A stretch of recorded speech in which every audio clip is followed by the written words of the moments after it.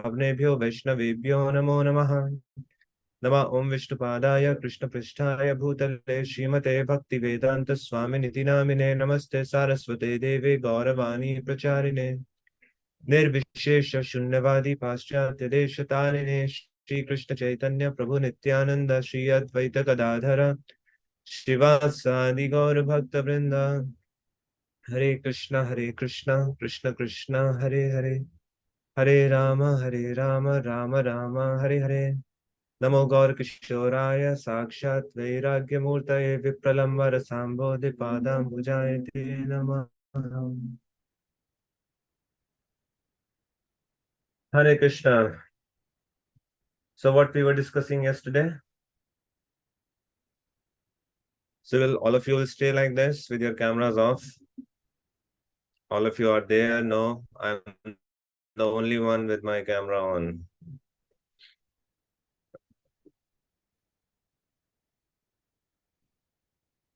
I am not even aware if you're there or not. Can you at least give the thumbs up, raise hand, show some sign you're there?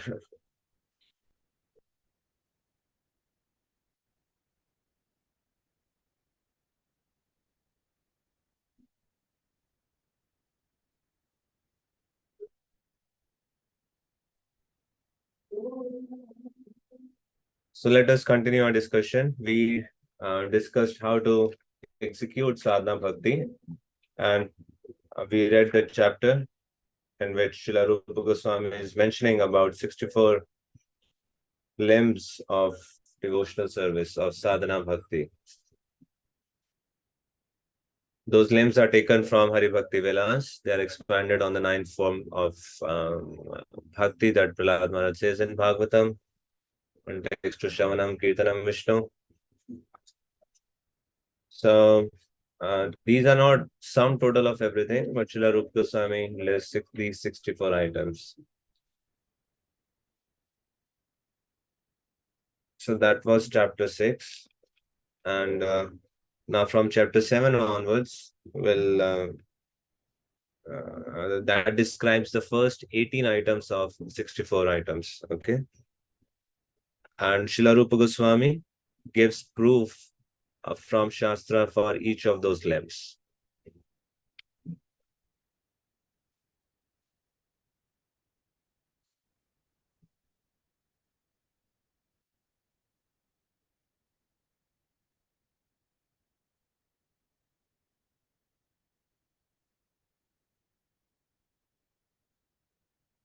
Share the screen.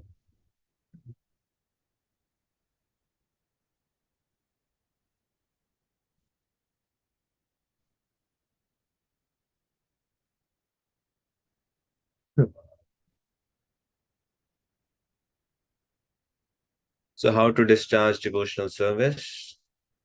Mentions the basic principles as follows. So the first 10 of these items are what to do. And the next 10 are what not to do. So these 20 are very important. And then there are additional 44 items of executing devotional service. And we will see that Srila Rupa Goswami, and later on we'll state that out of all 64, 5 are the most potent and important principles, the last 5. And it is said that even a slight contact with those 5 items can fully evoke bhav in one's heart. So the title of the next chapter is Evidence Regarding Devotional Principle. So the first and foremost principle is accepting the shelter of bona fide spiritual master. And there are so many different quotations. I'm sure all of you must be knowing some of these quotations in which you can establish that how important it is and how it is a primary principle of entering into the school of bhakti, accepting the shelter of bona fide spiritual master. Okay, can someone please read the first paragraph?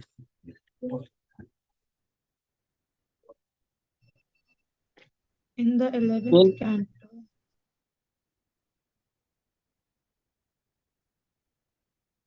Kanchan Mataji, please read. in the 11th canto of Srimad Bhagavatam, 3rd chapter, verse 21, Prabuddha tells Maharaj Nimi, "My dear king, please know for certain that in the material world there is no happiness.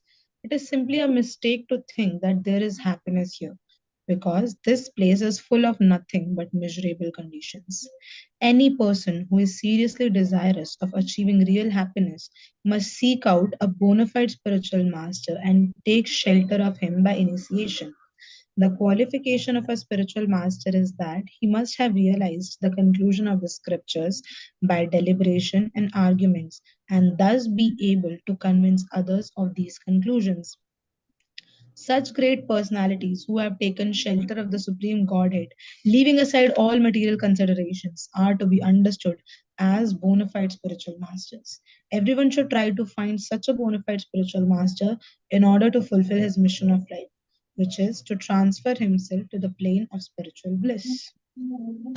Yes, so Srila Rupa Goswami lists this item, this crucial item, the first and foremost of 64 principles. Why? Because following this one principle opens the door of remaining 63 items of sadhana. Because the bhajan kriya will be given by Guru. So Guru will instruct us how to execute these items and what is the significance of these items. And that is why Srila Rupa Goswami lists this as the first and foremost principle, Guru Pada Ashraya, to accept the shelter of bona fide spiritual master. Okay, let us go to the next. Shri Krishna Dikshadi Shikshanam, accepting initiation from spiritual master and receiving instructions from him. Okay, please continue. Let's next.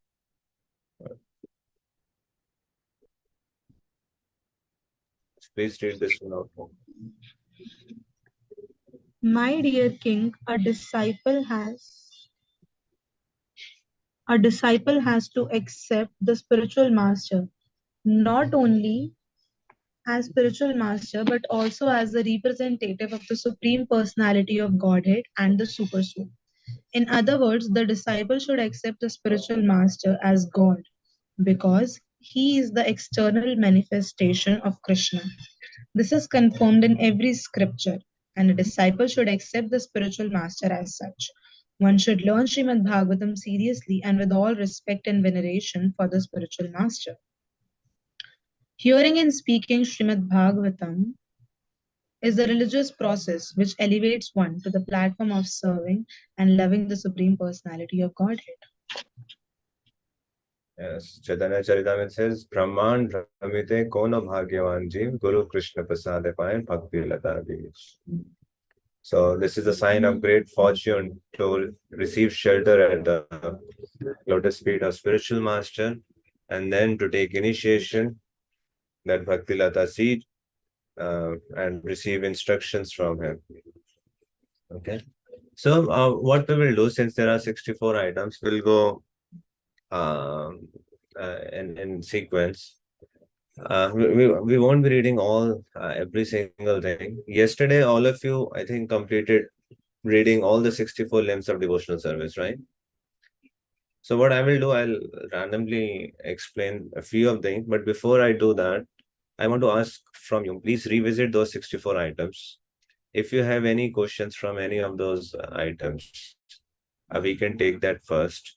And in between, I'll also share some of my reflections on those 64 principles, some selected thing. So please open that chapter, revisit those 64 items.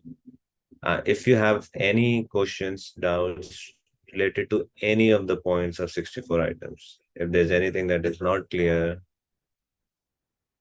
or you want to ask anything, or you want to share anything upon from those.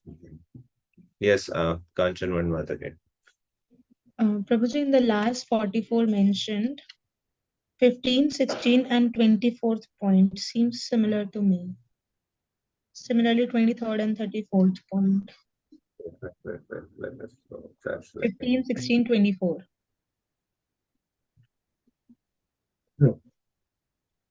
one must offer prayers. 15. 16 is one must recite notable prayers. And 24 is one must pray to the deity for his mercy.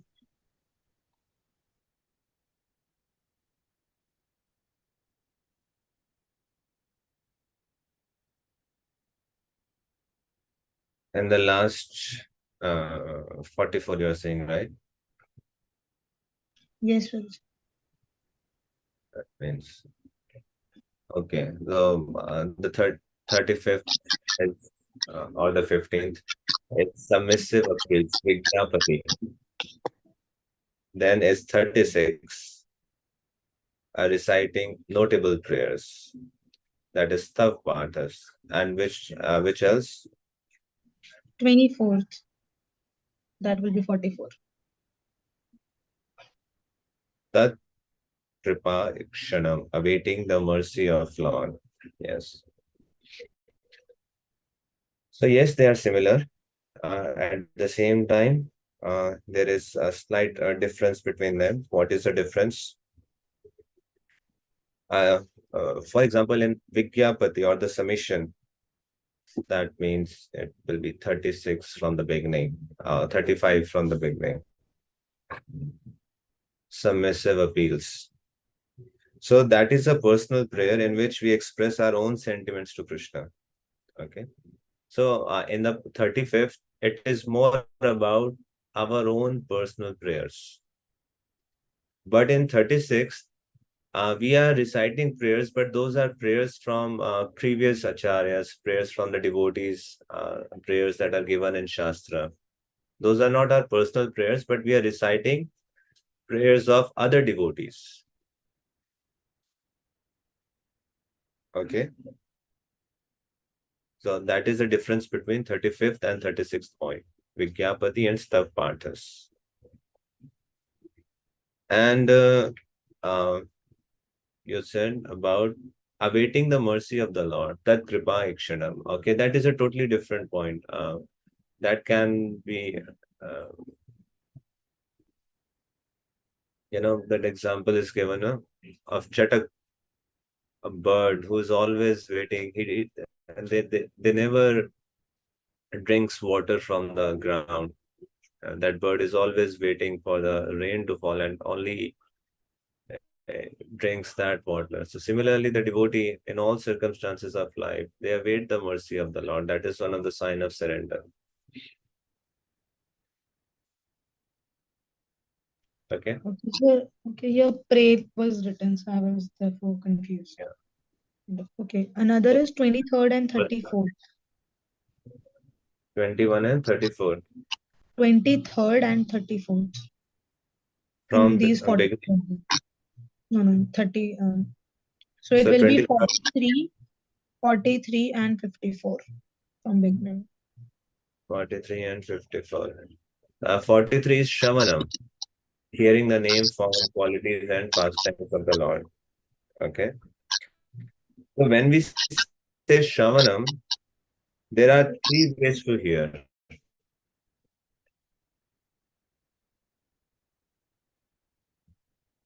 So one is Nam Shravan, that means to hear the name. The second is Charitra Shravanam, that means to hear the pastimes. And third is Gunadi Shravanam, that means to hear the qualities, etc. of Krishna. So Shravanam can be done in three ways: Nam Shravanam, Charita Shravanam, and Gunadi Shravanam. And what's the other point that you mentioned? 34 or 54. That is Shastras. Yeah. 54 is the point of studying the scriptures. So studying means when you are actually doing the Swadhyaya, you're studying Shastra, just like we're studying Shastra here, or when you are, reciting the Shastra. But Shavanam is a different technique. Shravanam is when you are hearing from other devotees, but Shastra is when you're studying the Shastra. Okay, so here it is written one should regularly hear Srimad Bhagavatam and similar literature. So here means studying. Here it is Yeah. written, yeah, that's study. So, yeah. So, Shastras, see, earlier the printing book was not there. They were not in published form, right? So, Shastras, how does one study Shastras? And some devotee recite Shastra and other hears. Uh, so that is way of studying Shastra, or we can study from the books. But when it is said Shastra, then specifically the Shastras are mentioned. But Shravanam um, is more specifically related to that what is given as name, form, qualities, and pastimes of the Lord. That is still more specific about you're Shravaning about it. Uh, Let us say if you are just reciting, if you are just hearing the holy names, that is also Shravanam. Some pastimes is being narrated, some qualities of Krishna's are being narrated. Yeah. And the 10th point yesterday, I was worshipping sacred trees like the banyan trees. Yeah. We don't usually do that. Like we worship only Tulsi ji. So this is among 10 important points. So So yeah, we can do that. There's no problem. Usually we don't do it. Our acharyas didn't give that in our process. If you go and start worshipping a banyan tree, people may think you're doing some karma kand or something. But it is also one of the limb of devotional service. And there are many others which we don't do. And this is also about offering, one of the acharyas, right? Um,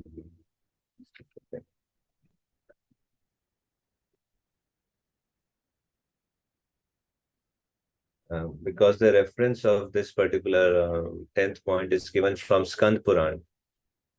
And it is said that one must respect not only the banyan tree, that is Ashwath Vriksh, but all living entities who serve the Lord and his devotees. So in one of the Puranas, they are also the symbol of Vishnu, banyan trees. So in that spirit, it is there to offer respects to banyan tree. Sometimes devotees gets confused whether it is a Bargad Vriksha or it is a People Vriksha. So it's a Bargad Vriksha. Although the Sanskrit of, if you read the Sanskrit, it will be Pipalaha. Sometimes devotees get confused. Is it the People Vriksha or not? But it specifically refers to Bargad Vriksha. That is said to be a symbol of Lord Vishnu, representation of Lord Vishnu.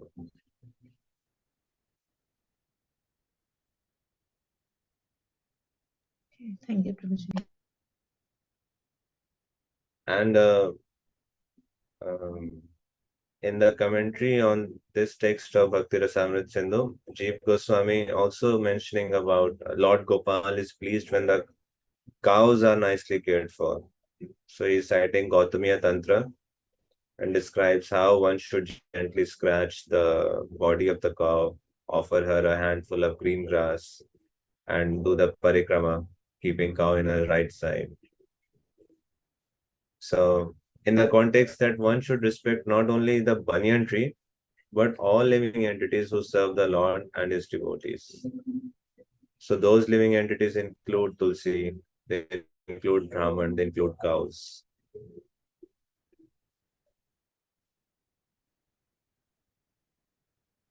Okay.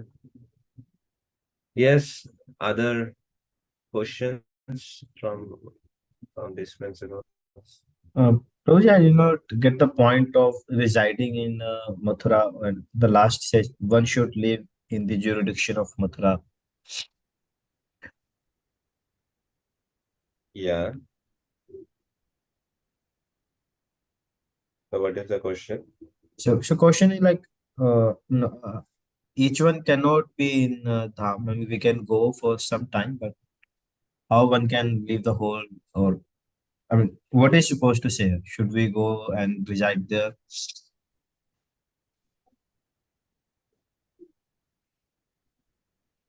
So, Srila Rupa Goswami, while mentioning this point, is describing the beauty of Sri Vrindavan Dham, how that Dham is decorated with Yamuna, Kadamba trees, and then different kinds of birds, and the beautiful form of Sham Sundar. Vivyat Vrindaranya Kalpadrumadah, Srimad Ratnagar Singhasanastha, Srimad Radha Shila Govinda Deva, Prishchali Visevimanosva. And there are different meditations altogether about the Vrindavan Dham. It's giving all the descriptions. So, Jiva Goswami is writing that transcendental realizations of beauty and bliss indicates the mental realization of one's eternal serving mode and or Swarup Siddhi. So they are mentioning that simply by remembering that dham or meditating upon dham can invoke such powerful realization. Then what to talk about if someone actually goes and stays there? Those are the places of Krishna's pastimes. Krishna walked, he performed so many of the pastimes here. So that is one of the most potent and powerful way of executing devotional service to actually reside there and execute other limbs of devotional service as well. So yes, how is it practical for us? We have to make a choice and decision. That's why it's practical. We can, that want to go and stay there. And we have to beg for mercy of Vaishnavas. So it may not be possible for me, for you, but still it is a limb of devotional service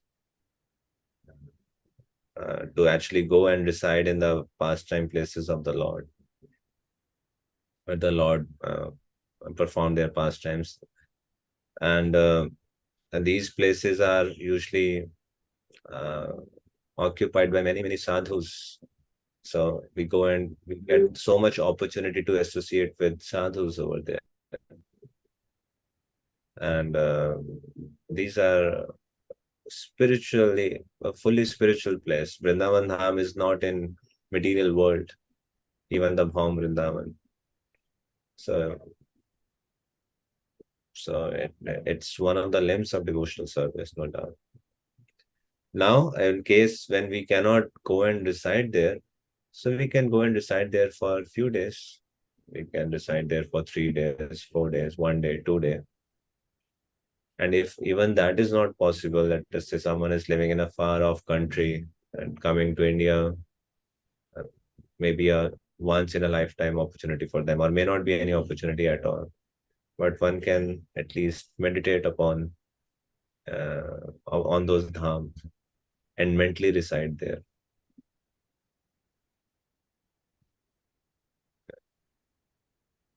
Okay, thank you. But it's not that, yeah, okay, I cannot go, so therefore I can create Vrindavan here, and that's equal to staying there. I mean, we may say all of those things, and they are true in certain contexts, but staying in Dham has altogether different effect on consciousness as well. Those realization will come once we actually go and stay there. And there is also a way to stay there. Many times it happens, I've seen in my experience, those of the devotees who go take Vanaprastha and go take a flat in Vrindavan, they go and reside there. I know very few devotees who are who have stayed true to the parampara. I mean, more than 90% of devotees in my experience. It's just a personal experience.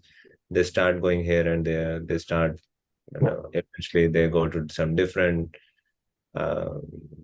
people, hear from different them. They are not in anyone's shelter. Serving here, someday serving there, someday listening katha here, someday listening katha there. Not fixed in any of those things. Many people even leave ISKCON after going and shifting there. Even that is also observed.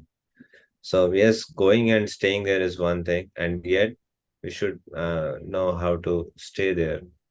The first principle of in 64 limbs, that is very important, to live as per the guidance of Guru. But yes, despite all of these things, simply if someone is staying in Dham, definitely the uh, devotional credits are given to that person.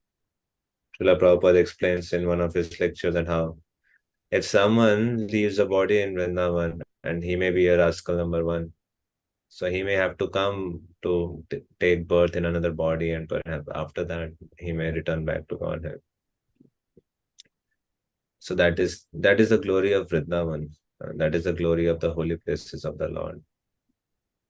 They said someone in that place is there, and when we go to Navdip Mandal Parikrama, Hari Har Kshetra is there. So anyone who leaves the body there, it says Lord Shiva personally comes and recite the names of Gauranga in the name of that, in the year of that devotee, and he returns back to Gaurang Mahaprabhu. So those are the glories of these holy places. Thank you, Guruji. So nicely explained.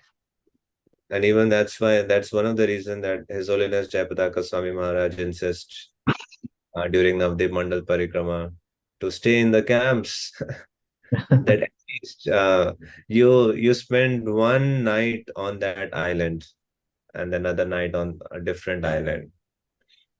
Many times we go and we return back to our camps, but usually he encourages devotees to at least spend one night from your life on that island.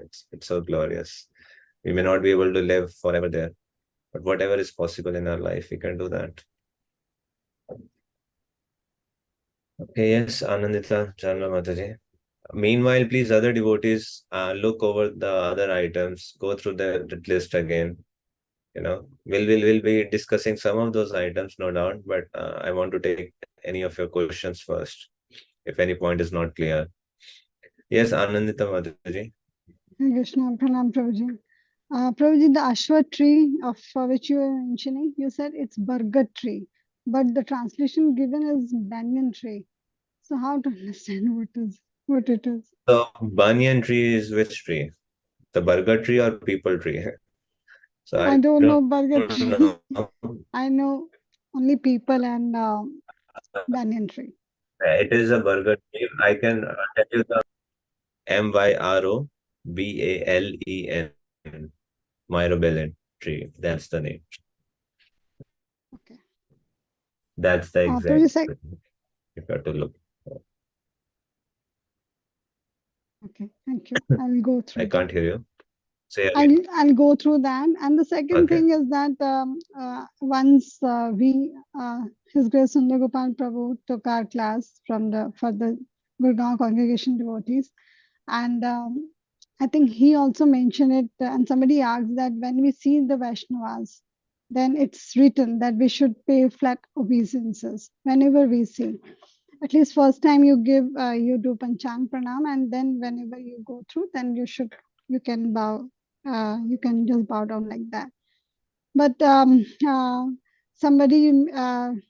my question is that we may see Vaishnavas on the street, and oftentimes because it's online now, everything, then oftentimes we hear lectures online. So what is, I just want to ask for myself that what is the correct mode? So whenever we see online, especially the Maharaj, then should we do Panchang Pranam, or is it fine if we do like this? What? Please explain to me. This is very conflicting answers with that. Very interesting question. I think the broader question would be to understand how to see rituals in devotional life, the importance of rituals and the spirit behind it. We should be discussing on that, and then this is one of that case study.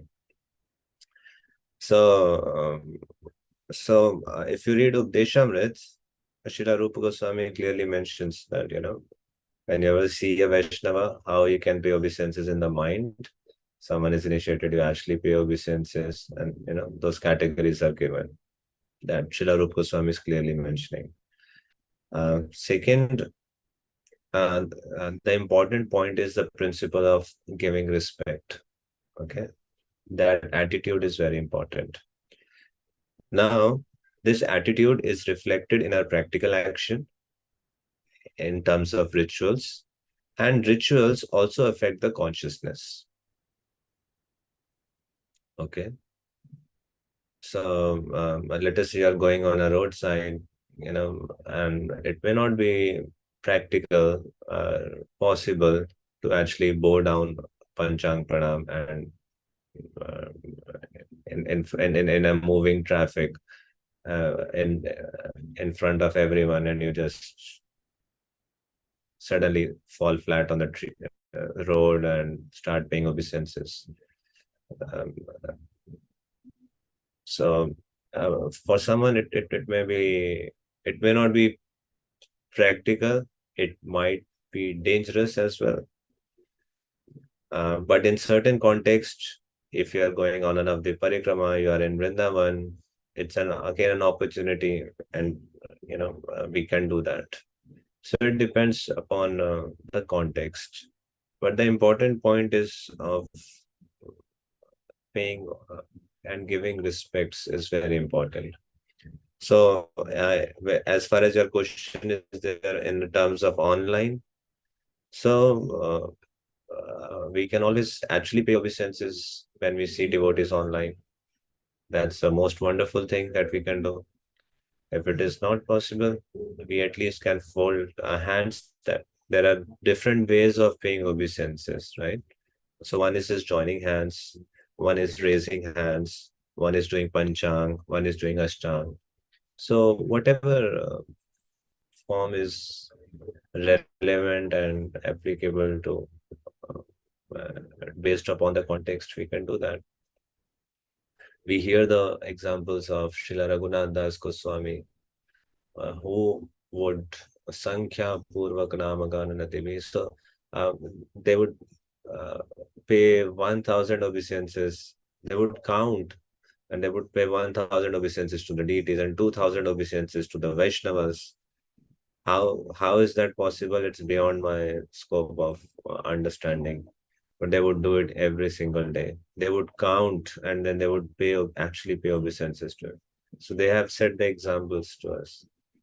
And I've seen that if we actually follow this Vaishnav culture, if we actually pay obeisances, first, it cultivates mode of goodness. Second, it genuinely creates respect in a relationship, which is very important. After a few years, it is very, very easy to become familiar. The more time you spend with the devotees, we certainly give certain labels to devotees and put them in a box. And when we are interacting, this means this only.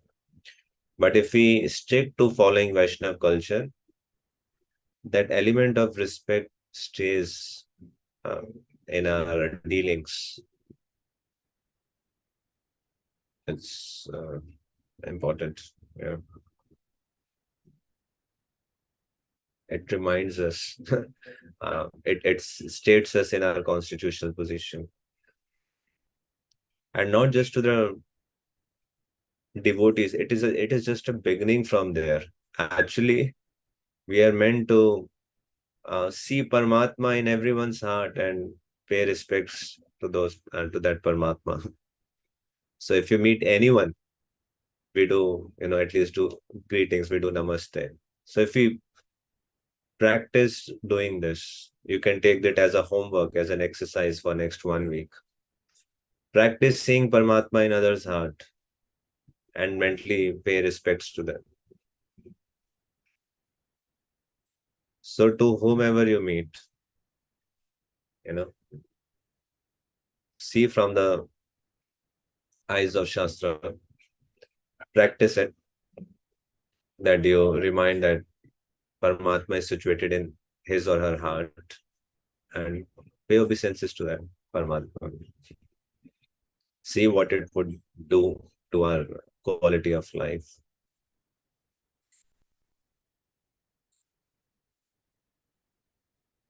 Even the security guard, our house help, or the boss, or the devotees, or anyone you see, you remind that is a part and parcel of Krishna, and Paramatma is residing in his or her heart, and pay obeisances. at least mentally.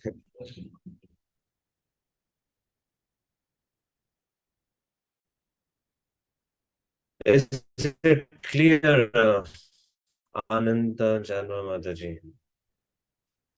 Yes, yes, Prabhuji. We did this exercise in your last class also, and we'll do for sure. Thank you. I mean, is your question answered? I mean, Yeah, it's I want to add answered. anything. Actually, the crux that I understood is that, yeah, whenever it is comfortable, convenient, you should do, but the mood is more important.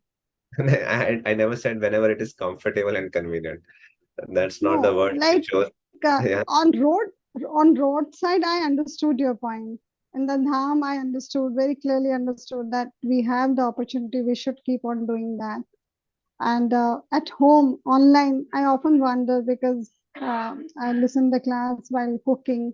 So many times I just bow down like that. So I was Yeah. just wanted So to no ask one is, you.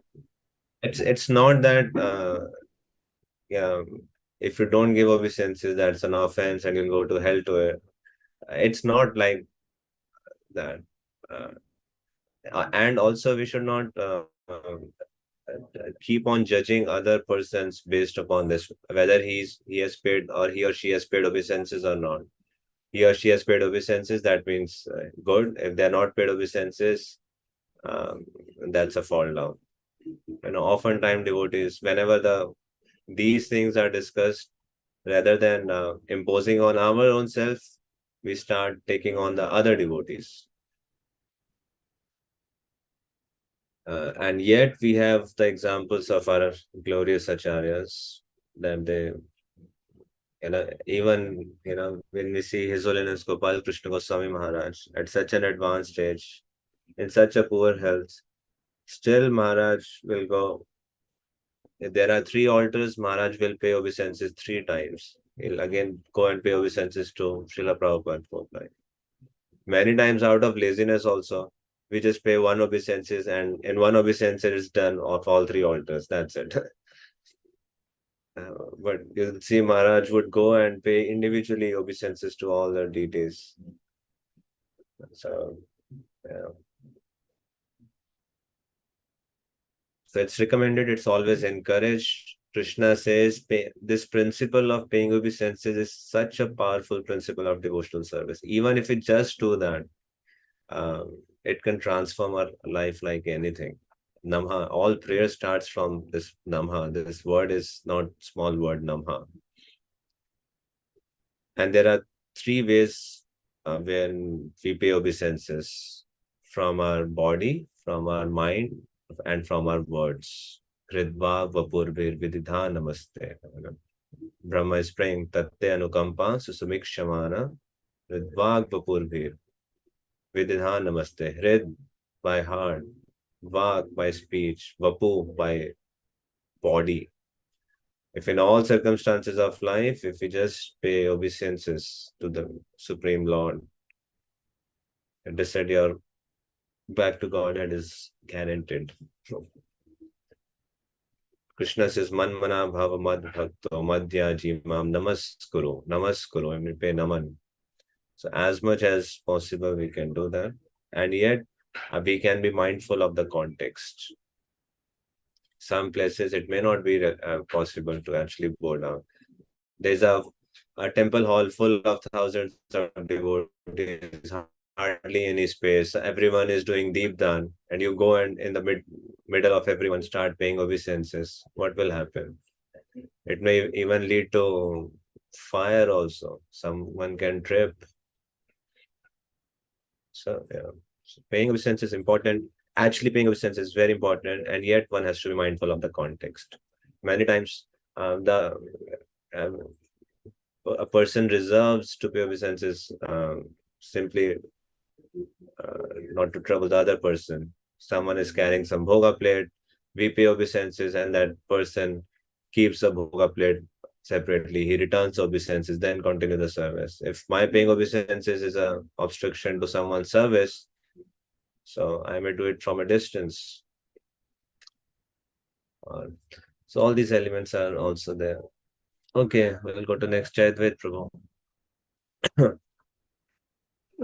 Just following on from this conversation, from just the practical aspect, like within Indian culture, we touch feet of the elders, and sometimes I find myself in a situation where I don't revere the person because of their personal character exemplified with their own life in the past, without any judgments. But you find yourself in a situation where you are sort of socially obliged to touch their feet. What should be the mood? And also for a Vaishnava, I've never asked this question before. For a Vaishnava, is touching feet a good thing, or should we just completely avoid it? Okay, so important question, sensitive question. A lot of perspectives can be given in this. First, Krishna says austerity of body is Gurudev. What's that verse? Pujanam Shaucham Arjanam. Gurudev. That is 17th chapter. How does it start? I mean, paying obeisances to Supreme Lord, to Brahmins, and to elderly is one of the austerities of the body. So Krishna very clearly establishes that, and he specifically mentions of the worshipable seniors.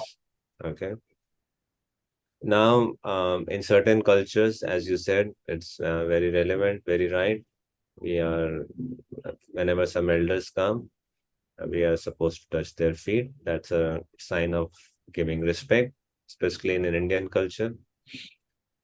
Now, from the viewpoint of Shastras, Srila Prabhupada mentioned, Srila Bhakti Śāstrī Thakur also mentioned that when we touch someone's feet, or if someone comes and touch my feet, what's happening to me? I'm taking their karma.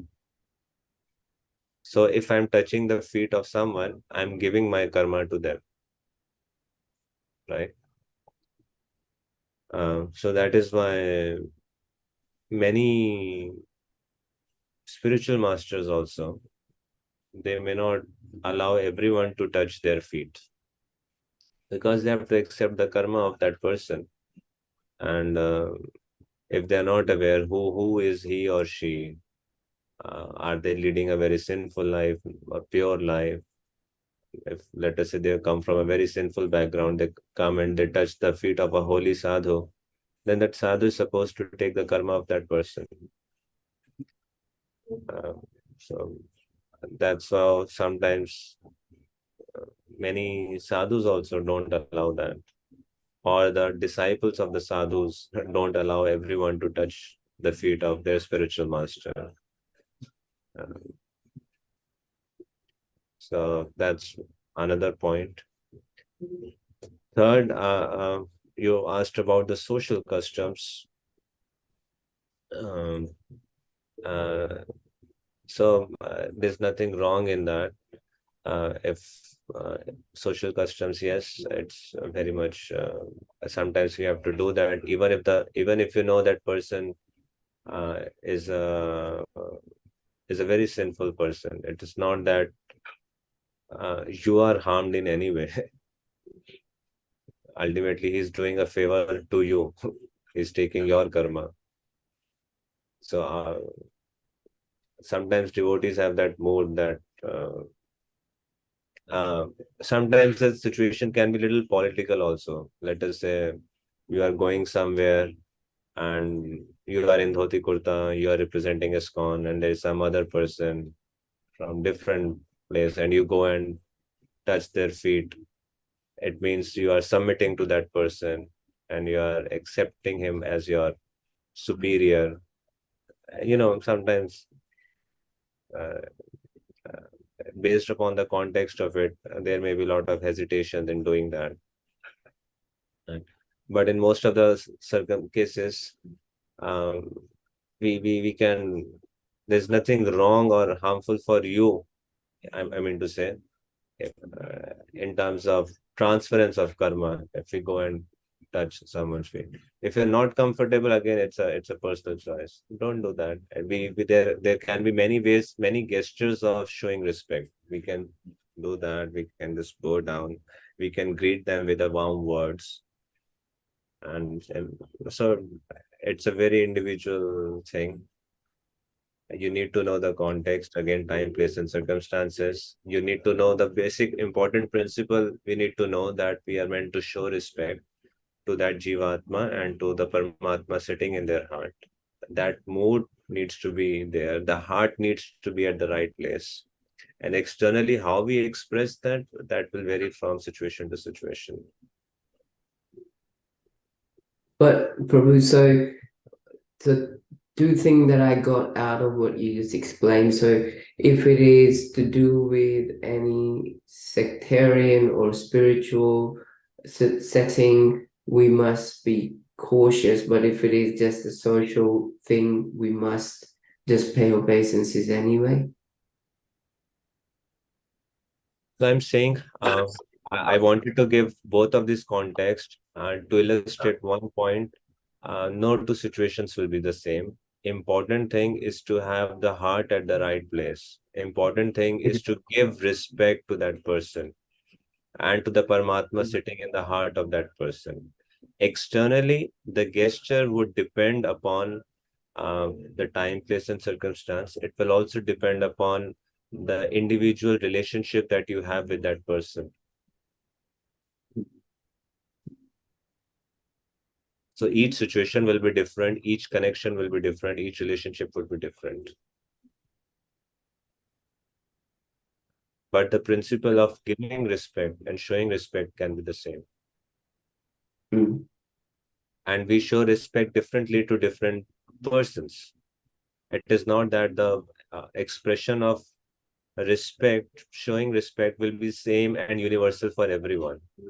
That anyone you meet, you start paying Panchang Pranam, Panchang Pranam, Panchang Pranam.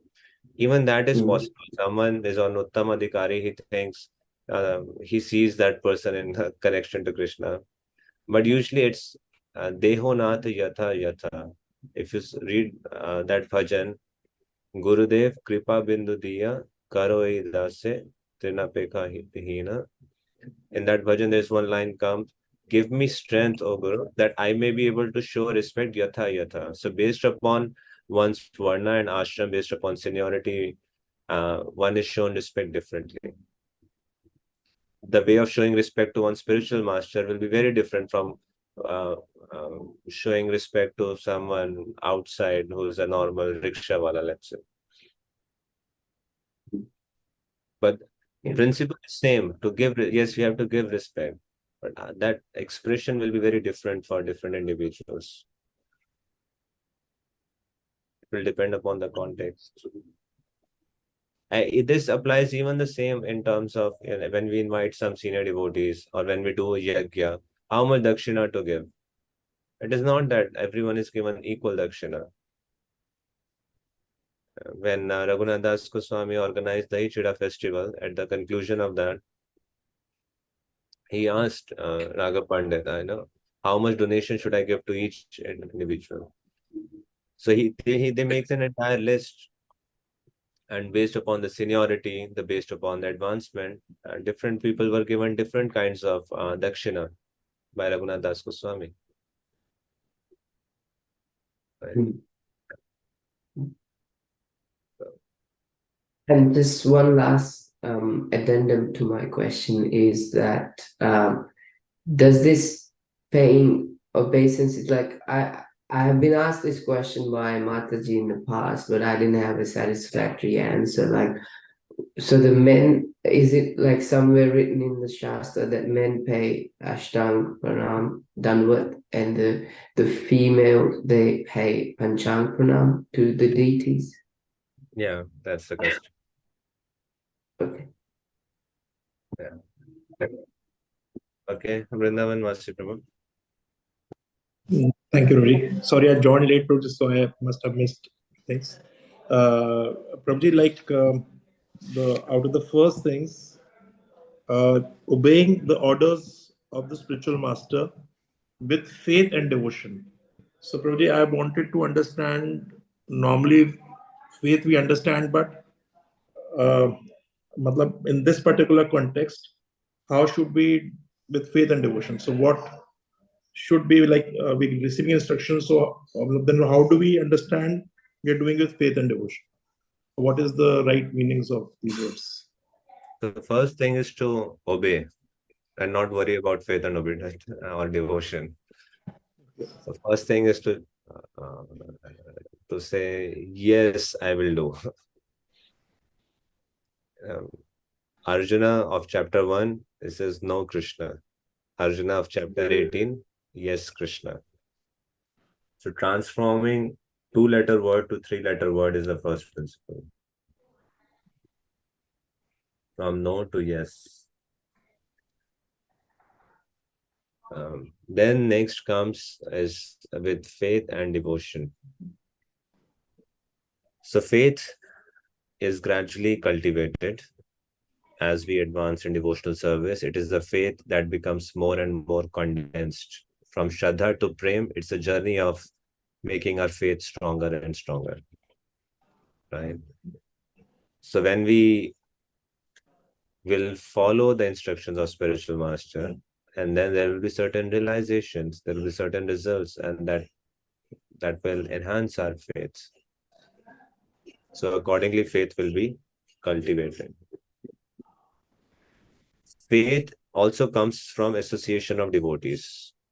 Faith can be hampered and destroyed by asatsang, and it can be cultivated by satsang.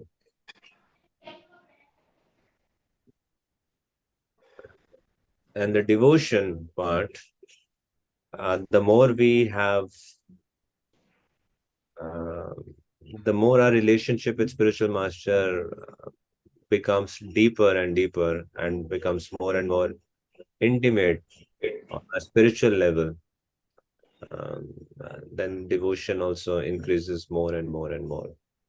Just like when we start seeing a holy name as non-different from Krishna, when we realize, then we'll chant. I mean, that's the perfection of chanting. Similarly, when we understand that spiritual master is non-different from Krishna, is a manifestation of Paramatma in the heart as a Chaitya Guru. So then the devotion comes. And that is why every day Srila Prabhupada has incorporated morning prayers.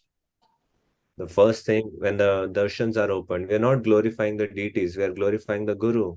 Sansara Dava Nalalidhala Vande Guru Shri Charanam.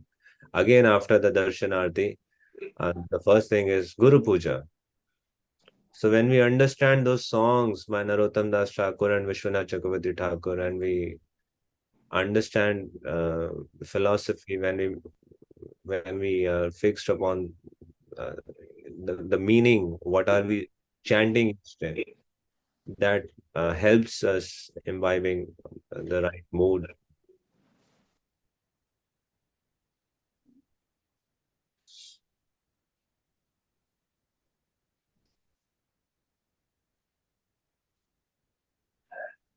So probably initially we can just think, okay, our spiritual master has told, so if we will follow, we will benefit. With this kind of initial faith, we should just...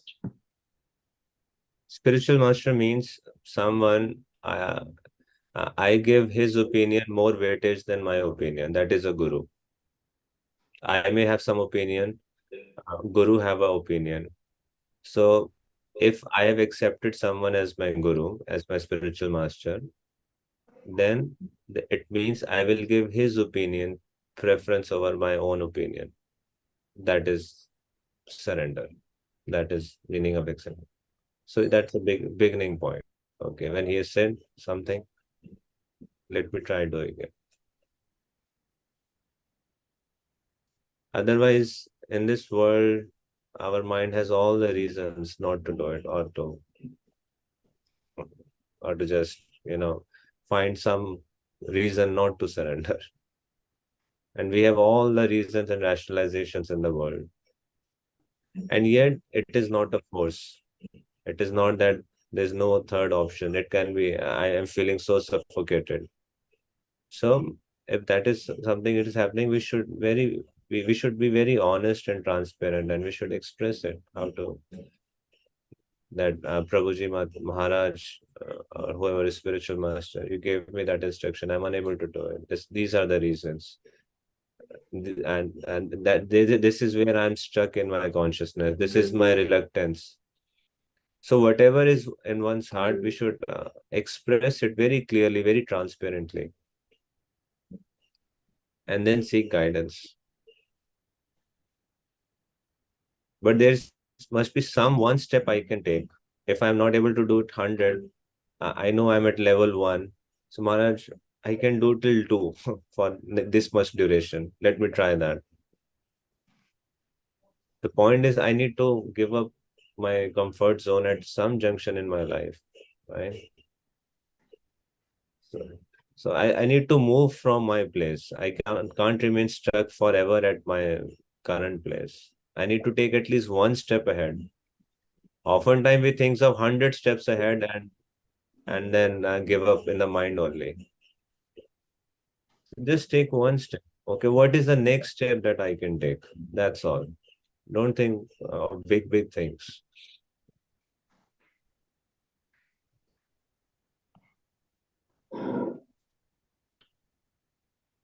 Thank you, Prabhuji. Prabhuji, another question, please. As you said, like if you are staying in Vrindavan, so how to stay there also, in what proper mood, that is very important. And you said one thing, that being loyal to the Guru Parampara, that's very important. And sometimes, as you said, that devotees go there, they hear and there, and we have heard from Srila Prabhupada that everything is in my books. Don't need to go here and there. And if you go, then it may create chaos in your spiritual life. So sometimes the devotees, they come, we interact. May not be, we are not like kind of associating with them, but they come and then some kind of words they are saying, oh, I started chanting so many rounds and I'm feeling so much blessed. Or I went here, I heard so much and it was so nice. I mean, kind of alluring words, I can say like this. The persons who are not strictly so, and they may be our god brothers, god sisters. So how to, at the same time, we respect them, and at the same time, we have to be loyal to our Guru Parampara. And we don't get bewildered by, okay, I've chanted so many rounds and he's chanting so many rounds, and and magics are happening, and so many things people say. So sometimes that allurement is there. So how to be not disrespected them, at the same time being loyal to our parampara and not getting allured by their words, especially this chanting four rounds, especially this part. So I'm not sure why would someone take one bhajan and reveal that publicly to everyone. So it's never recommended to, apna bhajan ka, yatha tata gatha gana. It's not recommended in scriptures. Second, if someone may be close to us and we have a good relationship which we share with each other, and that's how the person is sharing. If they've started chanting more rounds, that's something to be happy about. Okay, but the important thing is bhajan kriya is done based upon the sadhu sangha, based upon the instruction of one's guru. So bhajan kriya is not done artificially, independently to every, whimsically, so as to say. Even, this is a common principle, not just in spiritual life. If you go and, see, if you are learning music, you are learning sports, you take any sport, one day you go to gym, one day you are lifting 5 kg, then suddenly you start lifting 15 kg and you start saying everyone, okay, see, I'm now lifting 15 kg. But have you consulted your coach? Have you consulted the person who's guiding? You are taking, cricket coaching, and the coach has told you to, take 2 rounds of the ground every day. You have to run for, let us say, 4 kilometers every day. So you ran 4 kilometers, and then suddenly you start running 20 kilometer one day, and then another day you are not running any kilometer, and then someday you're running 10 kilometer, 3 kilometer. So, and without consulting coach, without under any guidance of the coach. So that may bring some cheap admiration from, general mass, general public. But whether I'm making some substantial advancement or not, the guru can tell. Right. So that guidance, it is a common principle, even in the material terms. You can't just whimsically do anything and everything. You need a certain guidance, and there's a certain process of doing things. So that is important. So the guru has told you to wake up for Mangal Aarti. I mean, the proper system is so pakka and so wonderful. If someone does that, why will that person not make advancement?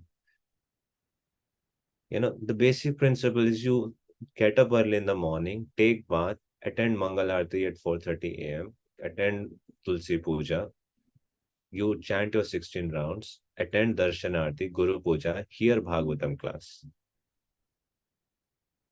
You see, you see the Vrindavan is filled with right now with all the devotees who go specifically from Delhi and their regions. How many devotees you see in morning program in the temple? Right. We may be doing all the things in the world. I went to this temple, I did this, I went to this temple, this did. But the basic fundamental principle, how many of them can sit from 4:30 to 9 a.m. in one temple hall without distraction? So whatever they're doing, that's very wonderful. There's no, I mean, that's not the point I'm making. I'm saying that bhajan kriya that has been given by Srila Prabhupada, that has been given by one's guru. Talk about that principle first. Okay, you have chanted this and this, but what is the basic criteria that has been given? You attend complete morning program 4:30 to 9 a.m. Can you do that even once in a week? Can you do that even once in a month? Can you sit and chant 16 rounds at one place? Can you hear Bhagavatam? And this is just like 4:30 to 9. And then after that, personal reading of at least of reading of Srila Prabhupada books. How many of devotees are reading Srila Prabhupada books? So we may be doing this and this, but these are the fundamentals. If we just stick to this for our lives, Vishwanath Chakravarti Thakur says 4:30 a.m. you do every day Mangal Aarti in Brahma Muhurat, getting service of Radha Krishna. He has blessed, he has kept his blessings in those prayers. You have to just take it, accept it. Can we rise early in the morning each day? So if someone is just struggling on the basics of spiritual life, and then suddenly one is claiming this and that, and it's not that my guru is so uttam adhikari and therefore I'll go back to Godhead. It's not dependent upon guru. He has to give you bhajan. You have to perform the bhajan. Sometimes people say, "Oh, my guru is Siddh, your guru is not uttam adhikari. My guru is uttam adhikari," and this and that. So much goes on in this name.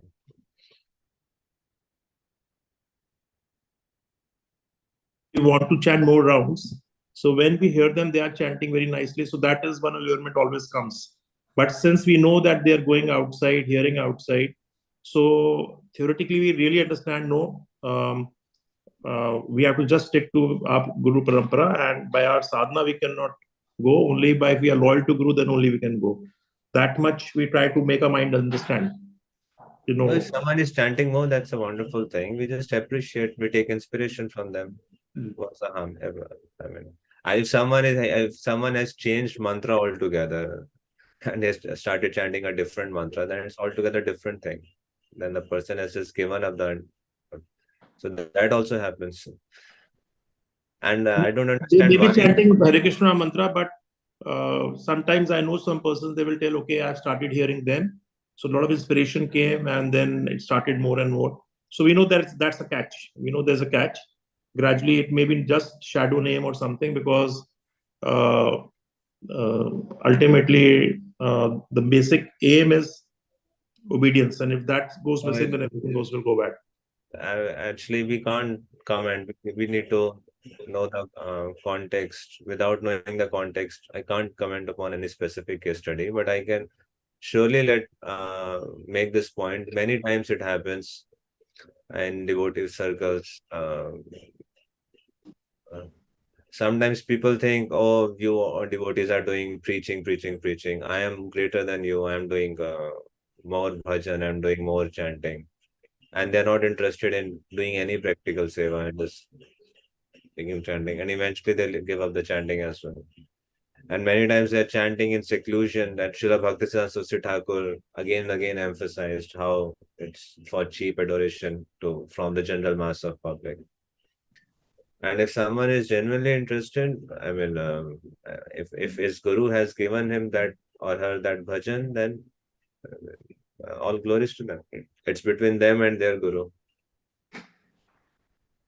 So the principle is probably we should just be following what the bhajan kriya or the instructions to be given by our guru, and we should be having faith that that will give us perfection. No need to go or think what others are saying, and I mean that's totally kind of making you bewildered. Absolutely. Okay. Thank you very much.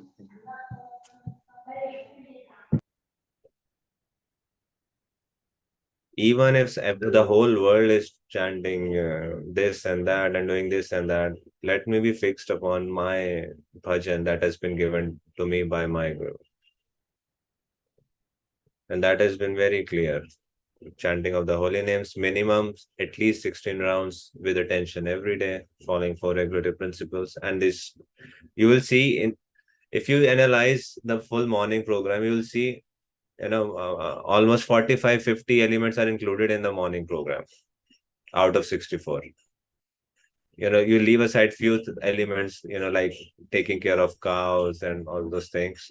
But most of things are included. Srila Prabhupada has packaged it so expertly and nicely. They are present in full morning program.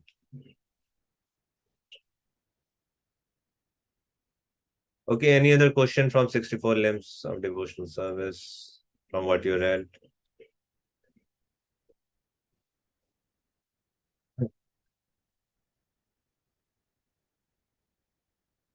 So, this was chapter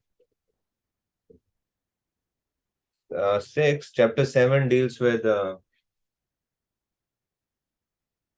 first 18 items. Okay. We discussed few of them. The fourth one is following in the footsteps of saintly persons, sadhu vartamanu vartanam. So we must follow not only our own spiritual master, but all bona fide sadhus and acharyas in the line of disciplic succession. There should be no dissension between Guru's teachings and the teachings of Guru Parampara. And then Sadharma Pricha, inquiring about eternal religious principles. So one of the way to increase our devotional service is to make note of the questions that arise during our study and contemplation of Shastra.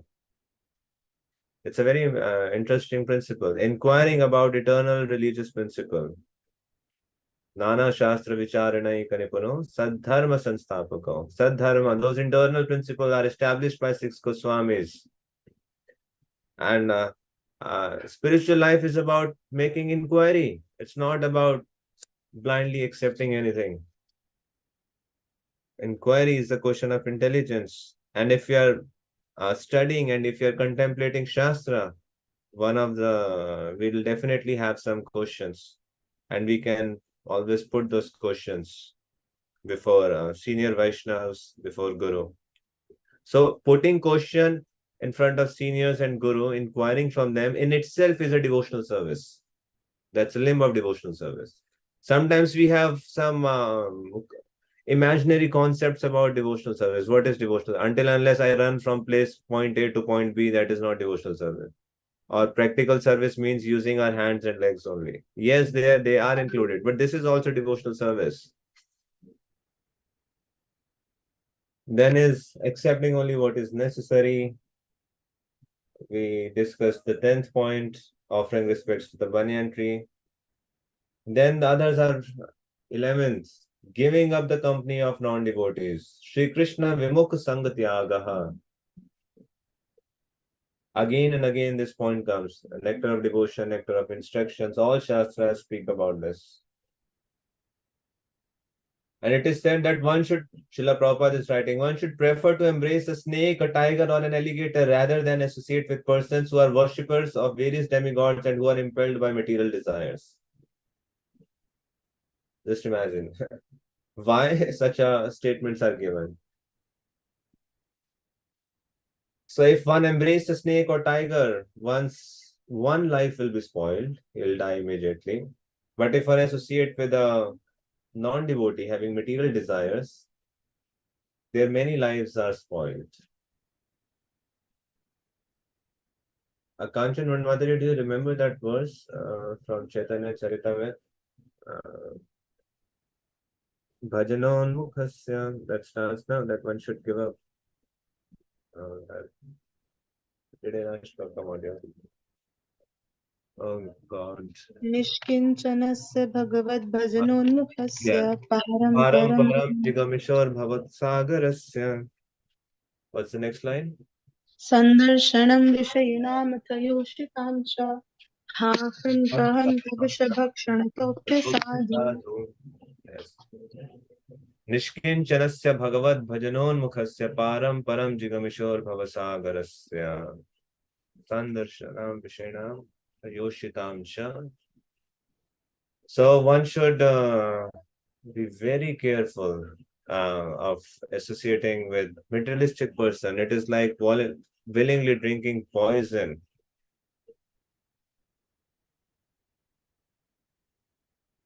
Then next point, no one asked any question about that point. Not accepting unfit disciples, constructing many temples or reading many books. No questions from there?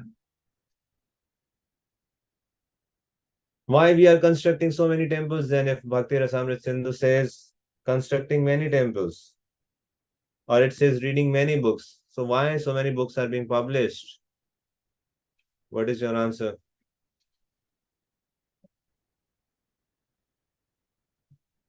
ISKCON Rohini Hare is Krishna. such a beautiful temple. But someone can see Nectar of Devotion says, why you are building the temple, ISKCON Rohini? Yes, Rukmini Mataji. Prabhuji, for Bhajan Kriya, we don't need anything. We can, like Mahajano Yana Gathasa Pantaha. So, like Goswamis did, yes, we just need a small place to do bhajan. But we are into, but Srila Prabhupada's mood is to preach. For preaching, yes, we need temples. Temples are not for just to stay there and enjoy. And temples are being constructed for the general mass who are not aware of anything. They may get attracted, so then they will come. And generally it happens that we go to any famous place or big things. We just want to go and see that, wow, so much things are there like this. So they may get attracted. And I heard everything earlier from you only, all this which I told. Okay, thank you.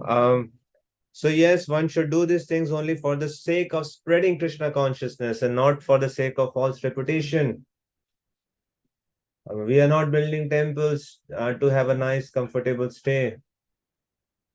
Or this temple belongs to this Maharaj and this temple belongs to that Maharaj, and to artificially increase one's reputation. These temples are meant to increase and spread the glories of Sri Krishna and to bring people nearer to the service of Krishna. With that intention, yes, more and more temples are welcome. But oftentimes the risk is one start having a materialistic viewpoint upon this and start using these things for increasing one's own false reputation. Not accepting unfit disciples, right? So if someone starts accepting disciples just to make a show, oh, I have so many disciples, and therefore to increase the number of disciples so that I'll get more donation, people will respect me more, let me compromise the regulative principle.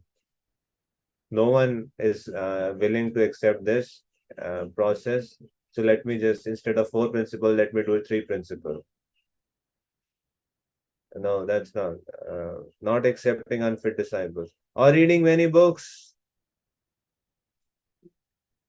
So we need to study literature of great acharyas, but our motive must be to purify our hearts. But if someone is just reading books to give lecture somewhere and to have some false prestige, if I'll quote this book and if I quote that book, people will think, oh, I'm such a big scholar. And that is the prime intention behind reading the books. That's not recommended. False prestige is always opposed to bhakti. Okay. Yes, Ajay Prabhu. So, Prabhu, my question is about the association of the materialistic people, especially in a setting where, you know, you sincerely follow everything, but for especially in the West, I come across this situation more often than not, where you have to sort of accept their association or give them your association, whatever the case may be, in order to like them being a big donor, or there are so many big donors in the place where I live in Perth, also in US. You what do you do in that situation? And that they have sinful activities going on in their life. They drink sometimes, but they're pious, and they're just doing it for getting benefit of a charity. So how do we come across that? So when we say association, it specifically means exchanging our hearts, and our hearts are exchanged by 6 different means. Shadvid Priti Lakshanam. So the risk is always there, Prabhu. Whoever one may be, whether one may be a donor or someone else, whomever we are associating, there's a chance we'll become influenced by their thoughts. Okay.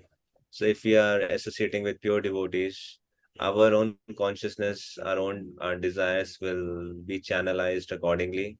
We'll be inspired to love Krishna. If we are exchanging our hearts with someone who has a materialistic vision of life, then gradually there's a chance that we will think that material success is the goal of life, and this is the purpose of human life. Bhakti is also good. I mean, this also has a certain value. Let me endeavor that. So there's always we'll become like that. Our desires will be influenced by that. So that risk is always there. That principle is always relevant since the creation of this principle of association. Sangha Sanjayat Kama is always there. And that is why Shastras again and again and again and again warn us. Choose your association wisely. So there is also a principle of Nam Ruchi Jive Daya Vaishnav Seva. So Jive Daya is also one of the principles when we go out and distribute the mercy of Krishna. So when we are inspired in our own Krishna consciousness, we go out and we share our own realizations, share our own experiences, Krishna consciousness. So they become affected by our desires. So Jive Daya, that's also one of the principles, how to share the message of Krishna consciousness with others, how to carry on, how to pass on the mercy to others, to as many people as possible. And Vaishnav Seva, at the same time, my heart, my relationship, my longing, my exchanges needs to be with selected circles of Vaishnava, from whom I take inspiration from, who have the same mood and who we share the same frequency or the same purpose and mission in life.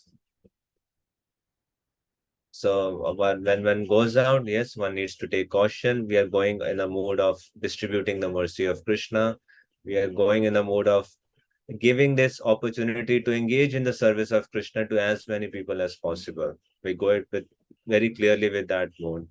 But when it is time to guhyam akhyati prechyati, when it is time to exchange our heart with others and to hear others' realization stories, we do it not with everyone. We do it with selected people. So it sort of, thank you firstly for giving me some context behind that principle. But one particular scenario where this gets really tough is when we're raising big funds like temple construction, specifically speaking. More often than not, I find the big donors are not devotees. They because obviously devotees they try to keep their means very limited in order to save time to practice bhakti. But yes, some devotees are by Krishna's grace, they're very rich, but mostly we find our donors are not devotees, and we get cornered in that situation where what do? Do you just be very hands off type of approach that okay, I take your money, but that's it, that's as far as it go. I give you some prasad and a little bit of admiration, or do we all out associate to encourage them for practicing bhakti? But we know there's still a couple of lifetimes away. At least we pray that it happens in their life. Yes, of course, Krishna can intervene and change things, but where they currently stand, we know that it's not gonna fly. Like some miracle needs to. So, Prabhu, I would like to make 3 points here. The first principle is to save oneself. That's the first and foremost principle. Do whatever it takes to protect your own Krishna consciousness. Anyone, I'm speaking in general, not just you. If I am becoming affected by their consciousness, or if I am thinking that my own standards are deviating, my own desires are being influenced, and it's taking too much of my toll in my own consciousness, I need to take some steps if I have to continue this service. So seek help, take whatever steps is necessary. The responsibility of saving my own spiritual life lies with me. No one is coming out of anywhere who's come and share. Just hold on for a moment, please.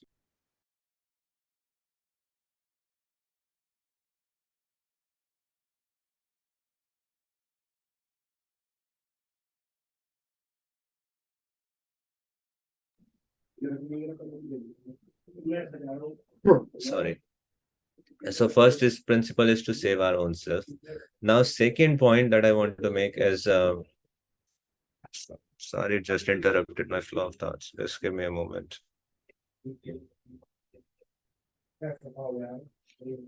Second moment is how can I inspire? What can I do? How can I serve these persons? How can I be an instrument to make them nearer to Krishna? So it's not that I just give prasad and this and that, and that's my work is done. Whatever will inspire them in Krishna consciousness, let me do that. Usually, how it works is we need to have a relationship with the person. Without relationship, nothing flows. So how that relationship is built? On the principle of service. How can I serve them? How can I make Krishna's mercy more accessible to them? So it would mean giving them prasad. It would mean strategically thinking and deciding what would touch other person's heart, what would make that relationship more deepen, and in turns they'll be inspired to come to the temple or to accept Krishna consciousness. That's the second thing. I need to figure it out how best I can serve that person. Now, third, there has to be an element of boundaries and some sort of detachment also. It's not that despite my best efforts, the other person may not take up the chanting of the holy name. So everyone may not be willing to come to the temple. or to hear and sit in the Bhagavatam class. So from whatever place they are in their life, what can I do to inspire them to take one more step, just one more step from whatever place they are in their life? So if someone may not be willing to come to the temple, some may not be willing to spare some time, but how can I still pass on the mercy of Krishna within the context of their lives? And I need to understand, sometimes the devotees becomes too obsessed or possessive, that I've invested so much in them, why they are not chanting, and so on and so on. And they start unnecessarily pushing that devotee too much. See, if someone is a plant, you can't just stretch and make it a tree in one day. It will take whatever time it will take. It's between them and Krishna. As a devotee, my role is just to keep giving them mercy of Krishna. So there has to be a principle of doing our part and then just being detached in terms of however they want to take spiritual life further. I'll keep finding out ways and means to give them, pass on the mercy of Krishna. I'll do my best, and at the same time, there has to be certain detachment as well. Thank you. So my takeaway points is baby steps, self-preservation, and try to touch their heart. Baby steps as in baby steps in giving, taking them one baby step ahead in their journey. So I in my experience, the more selfless you are, the more they are inspired to serve Krishna. When they, I mean, even when we are going out to seek money, it has to be from a place of selflessness. Whether they give money or whether they don't give money, my attitude doesn't changes in terms of giving them mercy of Krishna.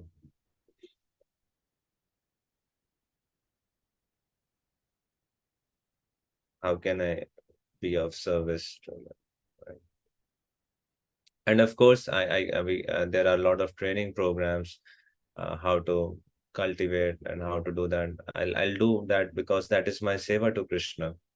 How can I perform how can I better my service to Krishna? So I'll take all those training, I'll think, I'll plan, I'll use all my intelligence.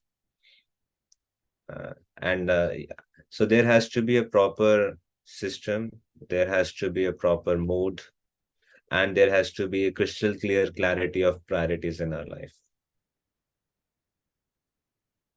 Thank you, Prabhu. And could you mention the names of those trainings? Is it a standard training in ISKCON? Many temples have the departments of which is called as Bhishma. I can't recall their full form. Bhakti Vedanta Institute of Mailing and something. So there are Bhishma departments in many temples. Some temples are very good in cultivating donors. We can go and learn from them what kind of systems they are implementing. There are even in outside companies, they have customer relations. There's a whole department. How do they manage database of thousands and thousands of customers? So we can learn those systems from there and implement in our own service. And how you will recall when are their birthdays, how do you get those records, how do you wish them on their birthdays, anniversary, or any important junction of their life. I have realized if someone undergoes some departure in their family, and if you show up during those times, that's the point when the most powerful element of trust is established. If you are present in someone's funeral or in their times, in their challenging times, if you're standing by them. But you have to know about those persons.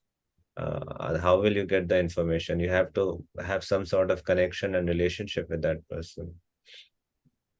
Or you wish them on birthdays, and at least on birthday, a person is inclined to come to temple and perform some worship. So they may not be eager for all year, but if I'm vigilant enough, if I'm that eager, I'll find out even a slightest of opportunity to fan the spark in them. So that's the principle. How can I fan the spark? Thank you. And sharing the best practices is always welcome. Go to other temples, hear from other devotees how they're doing within their own communities, why some places are so successful, what is it that they're doing, and implement in your own context.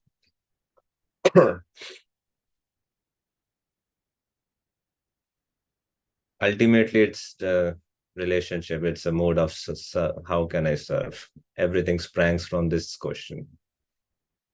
If the priority is person, everything will flows accordingly. If the question is how can I bring the more money, if that is a question, then it is all about money. If the question is about the person, then it is about the person.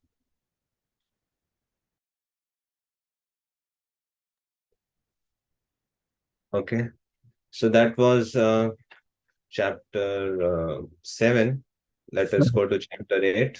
Prabhuji, Yeah, the point not accepting unfit disciples, yeah. does this only apply to initiating spiritual masters, or it applies to counselors who accept counselees, mentors, people also? I know it specifically talks about disciples. Counselors are not disciples. Okay. The relationship is not that formal also.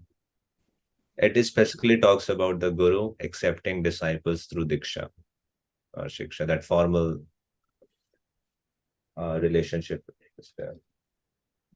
Okay. Okay.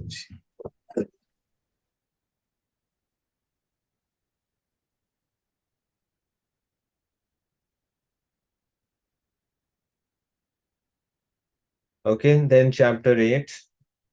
The title of the chapter is The Offenses to be Avoided. What is an offense?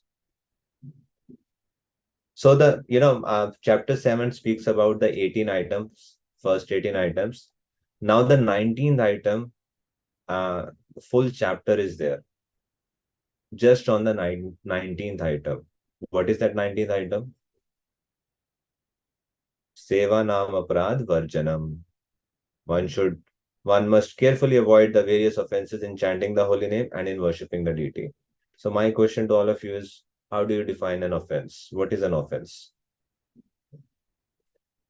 This is a very important topic, as well as if this topic can be the most abused topic as well. This topic, many times the concept of sadhana can be used to manipulate people as well. But if you understand this concept nicely, it's very empowering principle as well. So what is an offense? Please unmute yourself, start speaking, or you can write in the chat. Yes, please. किसी भी अगर इसको devotee perspective से ही बोला जा सकता है offences के लिए, then blasphemy, getting envious on seeing the devotee. Okay, blasphemy or envious. Rukmani Mataji. Sorry, I got disconnected. Do you ask about the aparadha? Yeah, what is aparadh? Aparadha is which takes away from the mercy of Srimati Radharani. Okay, what else? What is an offense or aparadh? In devotional context, of course, according to criminal laws and all, you can define what is a crime or an offense. Not in those contexts, in this context specifically. Not offering Are we- proper respect. Yes, Rishabh Prabhu? Not offering proper respect to elders, Guru, Vaishnava, Sadhu. Not offering proper respect. Yes, very good. Yes, Vrindavan Vasi Prabhu. Probably we heard the same from you. I was about to say the same thing. Sorry? Probably we heard from you only the same thing which Rishabh Prabhuji has said. So I want Okay, yes. Offense is disrespect. Sorry, yes, Janika Mataji. Prabhuji, disrespecting those Vaishnavas, especially those who have dedicated their whole life in Krishna consciousness, like spiritual master and senior Vaishnavas. Thank you. So those Vaishnavas can be anywhere, even in Grihastha ashram, Vanprastha ashram, Sannyas ashram, Brahmachari ashram. So Blasphemy. yes.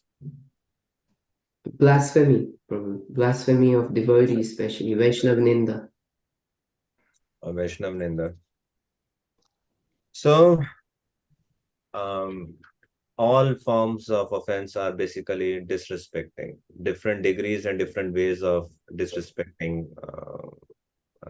the holy name, the Vaishnavas, and the people in general.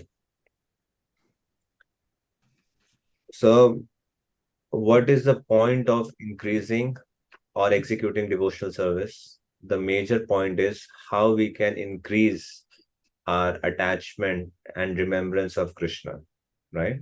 To always remember Krishna, never forget Krishna. What happens when someone commits offense? It's very difficult to become attached to Krishna. It becomes very difficult to remember Krishna. Immediately that is hampered. So, what are the different? Yes, Janika Madhuri. Fall down in the material existence. Yeah, what does it mean to be fall down in material existence? Praji, as you explained that what happens if we do offenses, वो answer कर रही थी. I was answering that. Yes, my question is one based upon your answer.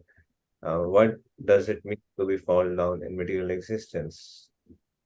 Like not chanting 16 rounds and not following 4 regulative principles. Okay, to forget Krishna. That's what happens. One starts forgetting Krishna. It will be very difficult to remember Krishna.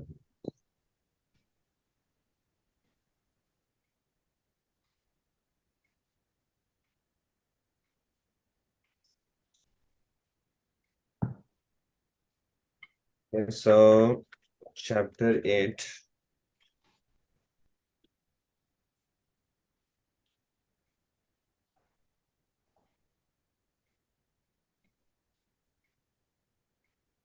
So this is a homework for all of you. Please read these offenses, the seva aparadhs. And if you have any questions in any of these offenses, you can bring that up tomorrow. Okay? We can go through them. Srila Rupa Goswami lists the 10 nama aparadhs and seva aparadh in the deity worship. Okay? So if you have any query in relation to any of this offense, you can ask now or you can bring that up tomorrow.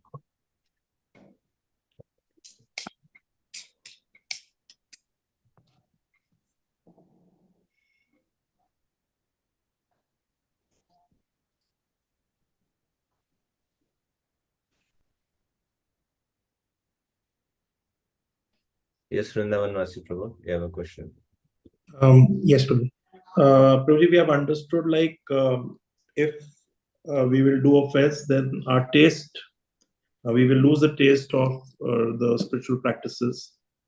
So even after knowing that, still, as it is said, like chanting is on 3 stages right now, presently on the Namaprad stage. Yes. So even after hearing and even after knowing this, still, what should we do so that at least we are conscious that we should not do the aparadhs, though we may not be on those offenseless levels, or we still have material desires, we have so much still conditioning, so contamination. So being on the present state only, and how to be consciously avoiding it.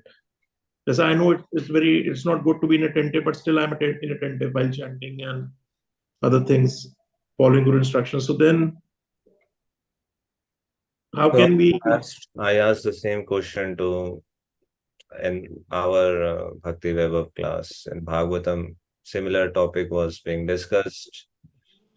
That person knows that this is not good. I'm supposed to do this. I'm not supposed to do that. But still, I always choose what is not supposed to be done. Not once, not twice, but again and again and again and again. How do we break that cycle? And the answer that came was it's not possible to break that cycle. But there's one possibility. Of course, there can be many ways of answering this question. I'm just giving you one perspective that I heard from our teacher. His Grace Kamalochan Prabhu gave that answer. So he said, when we recite and sing Vaishnav bhajans, Vaishnav acharyas has left the abundant of mercy in those songs. If we sing those bhajans regularly, if we read the meanings of those bhajans, if we understand their mode, some transformation happens in our life. So yes, I may be inattentively chanting again and again, but if you sing the bhajan on Keno Hare Krishna or Harer Naam Eva Kevalam, or if you sing bhajan of Gopinath, Mam Nivedana Karo, Ohe Vaishnav Thakur, or Gurudev Kripa Bindu Diya. If we sing these Vaishnav bhajans and try to enter into the moods of these bhajans, they inspire us to change our way of life. We get access to the mercy of those acharyas.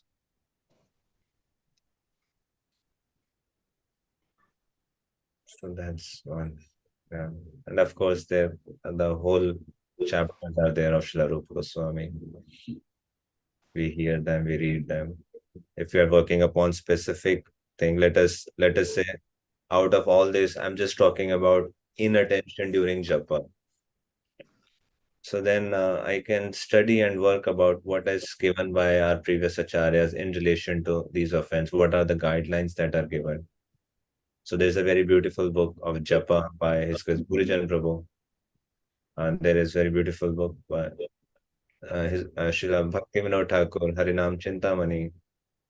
So we read those books and we see, extract the instructions that are given by those acharyas in relation to this particular tendency. And then I do that.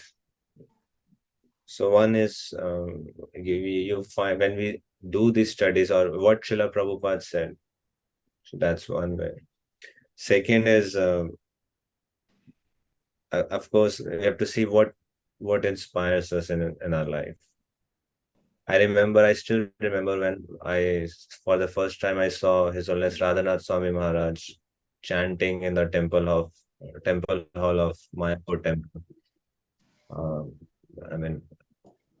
I can't forget that scene, how he was sitting and how much he was so absorbed in chanting his japa. And there were like hundreds of devotees sitting around him. So when you see those examples and we meditate on those examples, and what to talk about just japa, this inspiration can be from outside world also. You see any musician, how much committed they are to their own practice of riyaz, or how much absorbed they are when they are singing, when they are really absorbed, or anyone who is so dedicated to their process of whatever they are pursuing in life. So I can take inspiration for my own path and my own journey, seeing if they are so much committed in their own aspiration, and why can't I be committed to this path? And if it is not, again, that's the point. If it may be so much to commit for 16 rounds. Okay, so let me start with one round. I will chant at least one round without any distraction. And I can very objectively define. That means I will not speak with anyone. I will not see mobile during this one round. It is very observable, concrete behavior. Then take it to 2 rounds. Then take it to 3 rounds. I'll not accept any grains in the day till the time I chant 4 rounds. Something like that, whatever works for you. The point is, we don't have to stay stuck. Oh, I cannot do this, and it always against. So that kind of thinking has to go out from our system. Okay, we all understand that's happening. What is the solution? Let's talk about solution. What is it that will work for me? There will be something that will work for me for sure.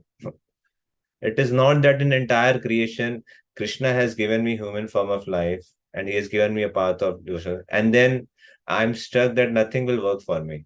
That's like height of false ego.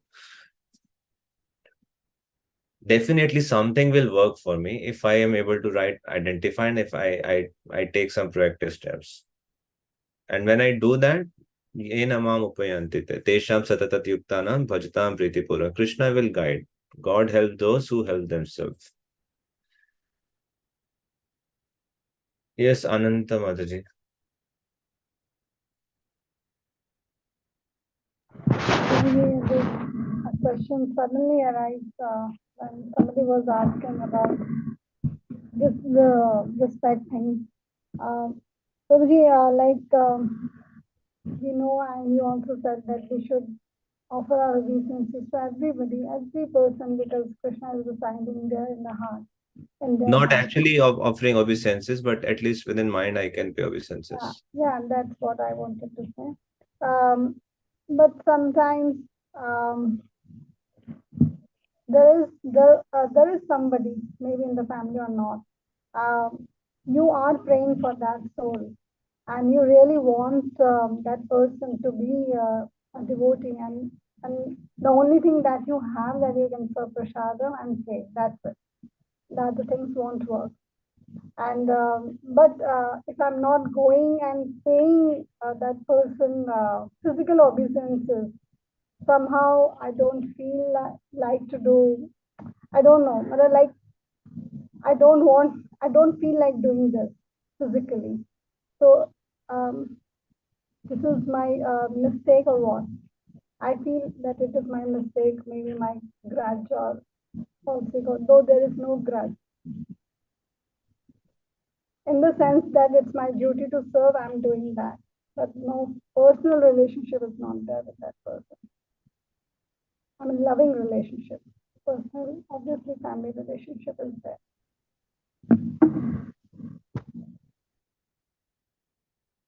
Okay, so I think I would need more context to respond to that. It's a very personal question. And based upon what I'm hearing, that there is a person and you definitely want that person to become a devotee. The only way you can do is by giving prasad and praying for that person. But personally, you don't feel like paying obeisances to that person. Is that the question? Like physically go and on some occasions, like not every day, on some occasions also you don't feel like going and physically touching the feet and legs. Okay. But they may want it. I don't know. Okay, so they are expecting that you will come and touch their feet, but you don't want to go and touch their feet. So what is the question?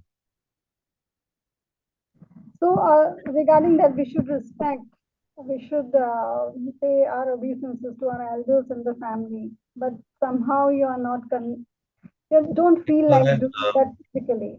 Okay. So this is my mistake. I know it's my mistake. So how to handle it? So Mataji, it's not a question about touching feet or not touching feet.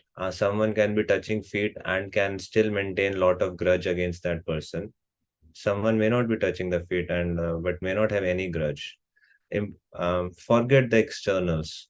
It is about what is happening in your own consciousness. Is there something that you are holding on to against that person and which you have difficulty in letting go of that thing? That is the question, and that is what we should be looking at. Touching and not touching is not an issue. And they're expecting you to touch the feet is again not an issue. It's something else. So it's about letting go of our past experiences and or giving up any grudges against them. It may not mean that I have to go and associate and cultivate a relationship with that person.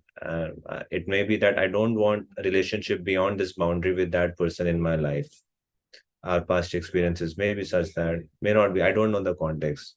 But the point is, I'm saying, irrespective of how that relationship manifests in externally, important thing is internally, I should not hold anything against them. If I'm holding anything against them, then I need to work within my own self, how to let go of that thing, how to forgive, how to let go. I may still not touch the feet, I may still not work in enhancing that relationship, but within my consciousness, I should be peaceful. I should not be under either the guilt zone, whether I'm right or wrong, or this thing is coming up in my consciousness again and again. There should be no negative feeling towards that person. So that is something to look into and investigate and work upon.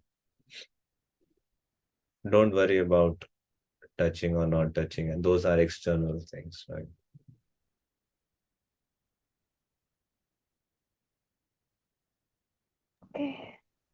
Okay, so it's 9:33, so we'll stop here. And today is Thursday. We have Friday, tomorrow, 24th, and then 5 more classes, right? The next week also Monday to Friday is there, Rukmini Mataji? I'm checking. So we have 6 more classes, right? Yes. Of chapter of devotion. That means we have 12 hours.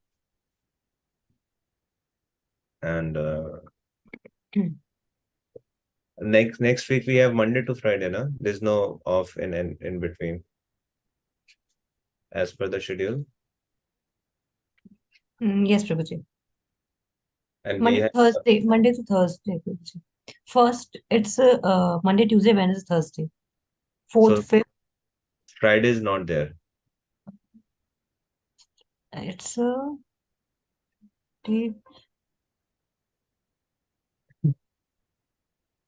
Rukmini Mataji must be seeing the earlier schedule in which 8 classes were there for, I think, ISO or NOD, I don't know. yes, Friday is there, Prabhuji. Monday, Tuesday, Wednesday, Thursday, Friday. Yes, Prabhuji. 27, 28, 29, 30th, and 1st of December. So 12 hours are remaining, right? Yes, Prabhuji. So we have covered chapter. Okay. Good. Okay, thank you very much. Srila Prabhupada ki jai. Bhakti Rasamrit Sindhu ki jai. If you have any other questions or you want to ask anything, welcome. Rukmini Mataji. Yes, Prabhuji, I want to ask that we can offend Vaishnava according to Shastra by 6 ways only. Hanti, Nindanti, Dveshti, this one, like 6. So we are gonna read about the offenses about. So in the broad category, these are the only way. Everything comes under these 6 things.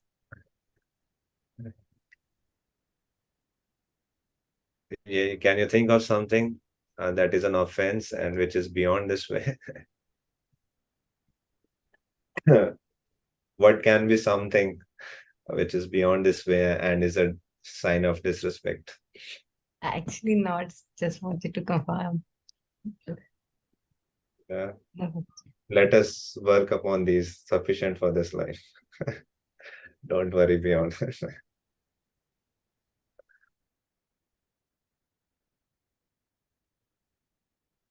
In my understanding, yes, Madhuri. Yeah. I haven't come across anything which is outside those principles and still enough. So as we are gonna read Prabhuji, offenses against holy name, and so everything is coming under these things. So I just, as you gave the homework, so my mind was going like that. First of all, you asked about the aparadh. So we can commit aparadh by these 6 ways, and we are gonna read about the homework. So by this only.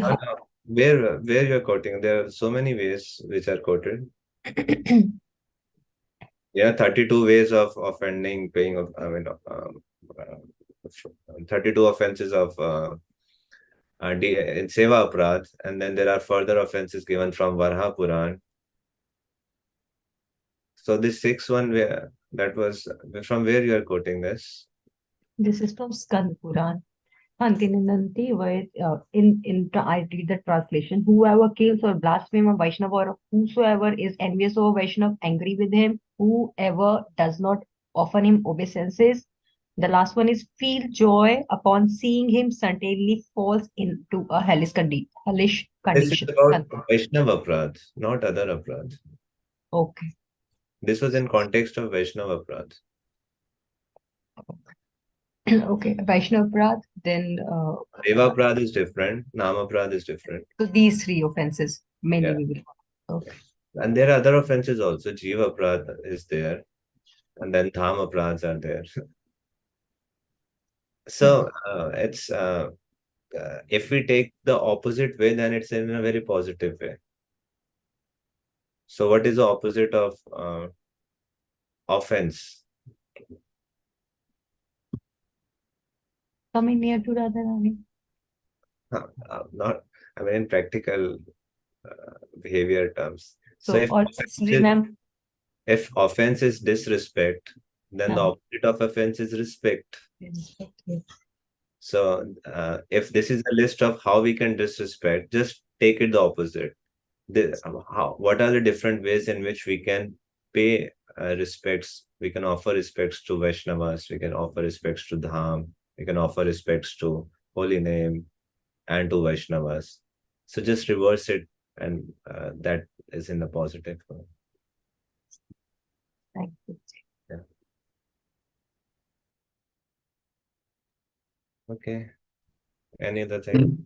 Probably the point of demigods has come. Like devotee offers proper respect to demigods.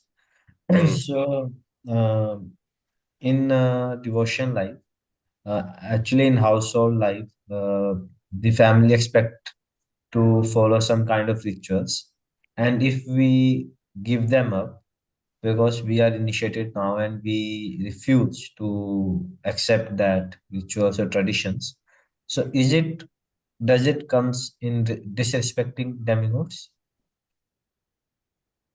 Let us not talk about we. Let us talk about just I, one person at a time. Okay. First, where is my faith? If my faith lies in demigod more than Krishna, then it's an obstruction to devotional service. So demigods are not criticized. The purpose has to be defined. The gopis used to worship demigods. The purpose was to attain Krishna. What to talk about demigods? They were not even attracted to Vishnu. When Vishnu came in 4 forms, they just wanted Krishna. So if I am worshipping a demigod, where is my heart in my own consciousness? Whether I'm doing that worship to get the favor of Krishna, to attain Krishna, my faith lies in Krishna, or I'm thinking that Krishna may take some time, whether he may give me some materialistic thing or not. So let me worship this demigod and get something from him. Or something bad will happen if I'll stop. No. The entire pastime of Govardhan Puja, why did that happen? They were the Brajvasis were worshipping Indra since ages. But Krishna wanted to show them exclusive surrender to me. And he made all Brajvasis give up the worship of Indra and take exclusive shelter of him. So, from Shastra point of view, it's very clear. Give up all sorts of shelters and worship. Just take to the worship of Krishna. And your life will be perfect. And all demigods will be happy and will be perfect. Even if they become very angry, they cannot become more angry like Indra. But even if that happens, continue with your shelter to Krishna and Krishna will protect you. Anukulyasya sankalpa pratikulyasya varjana rakshishyati vishwaso. So that faith, Krishna will protect me.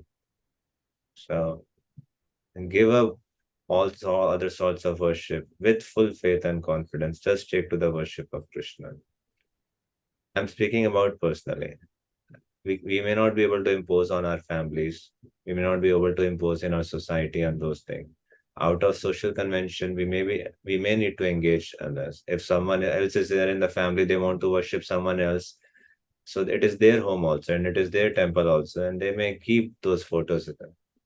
So that's why I said but if I'm talking about just one person, and in my own consciousness needs to be exclusively to Krishna. And at the same time, I can be sensitive to others, and I can very happily offer my obeisances to all the demigods because they are empowered representative of Krishna.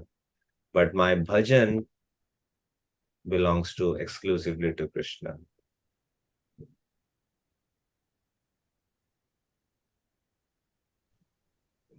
Prabhuji, continuing with this point one.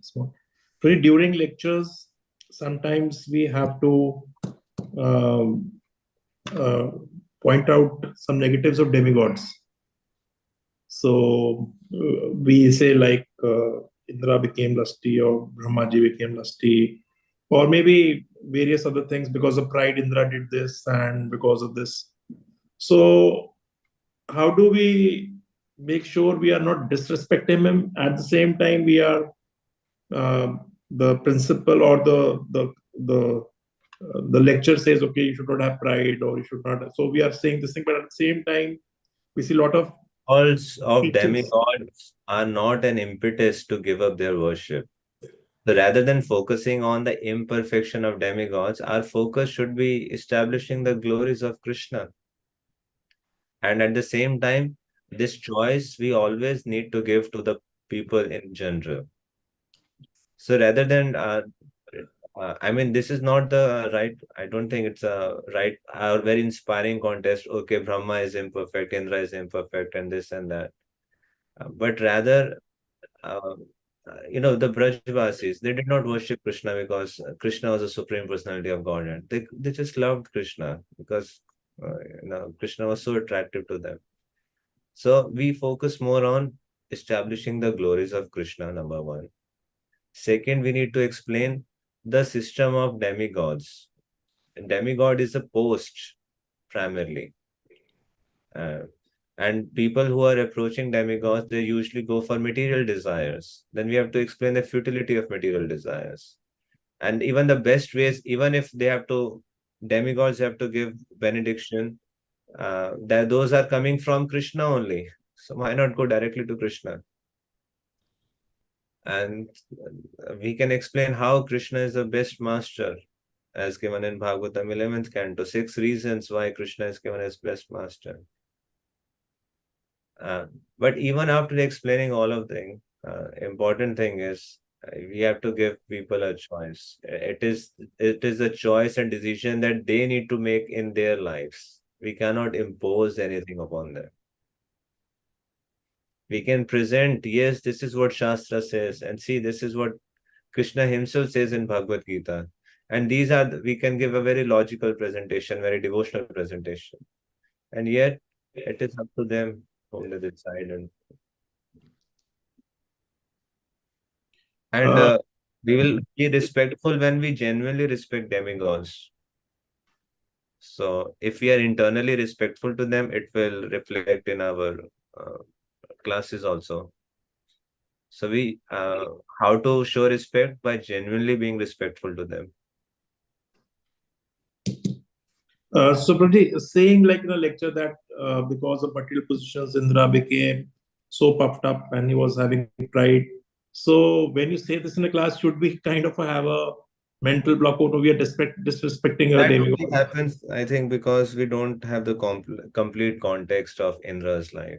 If you study Vedas, majority of Vedas are yagyas toward Indra. Indra is invoked in all yagyas. He's not an ordinary person. If we read all the other pastimes and see the pictures in overall context, he's a most powerful person in this universe. He's not an ordinary person. And all Vedas are filled with the glories of Indra. Just like we in the Bhagavatam, we are hearing glories of Krishna.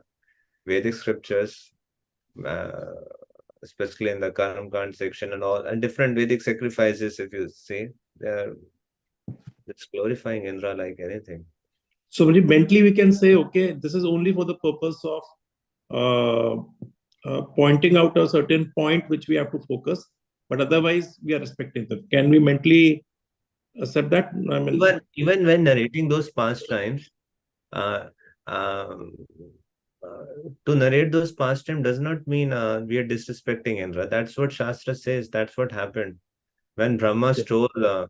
When Brahma became bewildered, many times, if you go to South India, Madhvacharya sect, they have eliminated that chapter only from Bhagavatam. They don't believe in that chapter. They don't think that pastime ever happened. Otherwise, how is it that the founder Acharya of their Sampradaya, Brahmaji, how can he become bewildered? So they don't think that pastime happened, but it clearly happened. So even Brahma's becoming bewildered is a service, is establishing the glory of Krishna. So those pastimes have a very specific teachings and instructions. If a person like Brahma can become bewildered, what is our position? The most intelligent person. So that means Krishna is beyond material mind and senses. Is Adhok Saj. So we need to present the right context and the right teachings and present things holistically. So half-hearted or half-baked teachings can be little dangerous. Otherwise, people become polarized. Oh, everything is bad. Only this is good, and may not have the right attitude or right approach to see things. Right. Thank you, really. Thank you. And one way when we can do that is rather than giving everything, asking questions. Okay, why do you think Brahma became bewildered? What do you think is the teaching of this pastime? How did Brahma respond to that bewilderment? What did Brahma did after that? How did Krishna dealt with Brahma? When you keep asking this question, make people think more and more, rather just giving them flat and then. So ask questions, bring out more and more points, and let them conclude. We can also conclude. We can give our perspectives and shares. So I think that would help. What was the fault of Indra? Why do you think Indra commit this mistake? How many times he committed that mistake in Bhagavatam? In which all contexts he did that? Why do you think such a thing happens to Indra? How do you think this thing can happen in our own lives? In what context? And once Indra committed that mistake, how did he rectify that mistake? That is also very glorious. What did Indra say to Krishna in his prayers?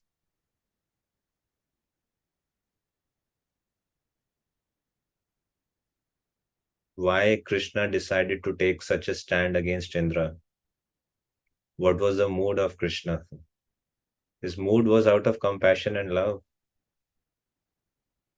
He was not envious of Indra. He wanted to protect Indra. Okay, yes, Kanchan, what Matis? Hey Krishna Prabhuji, what is the meaning of falling down?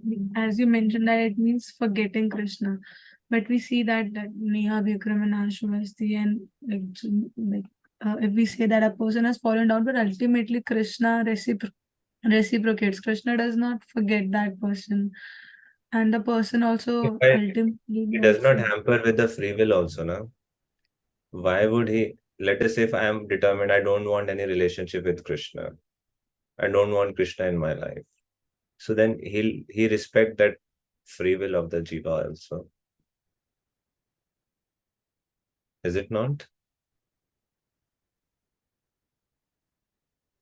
And Krishna is also a person, and the Jivatma is also a person. So yes, he very much loves, and he will keep reminding us, he will keep giving opportunities, and he'll invite us. But if my desire is something else, then he'll facilitate that also.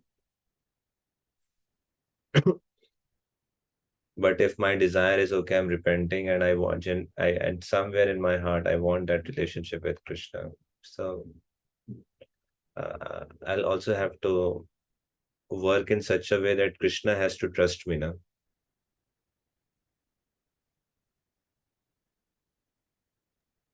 So if Krishna will see I'm taking some steps, and if Krishna is saying I'm making an endeavor, at least I'm making some endeavor. I'm making some prayer. I'm reaching out to devotee, or I'm struggling, or calling out to him for his help. I'm chanting some endeavor I'm taking, then Krishna will reciprocate accordingly.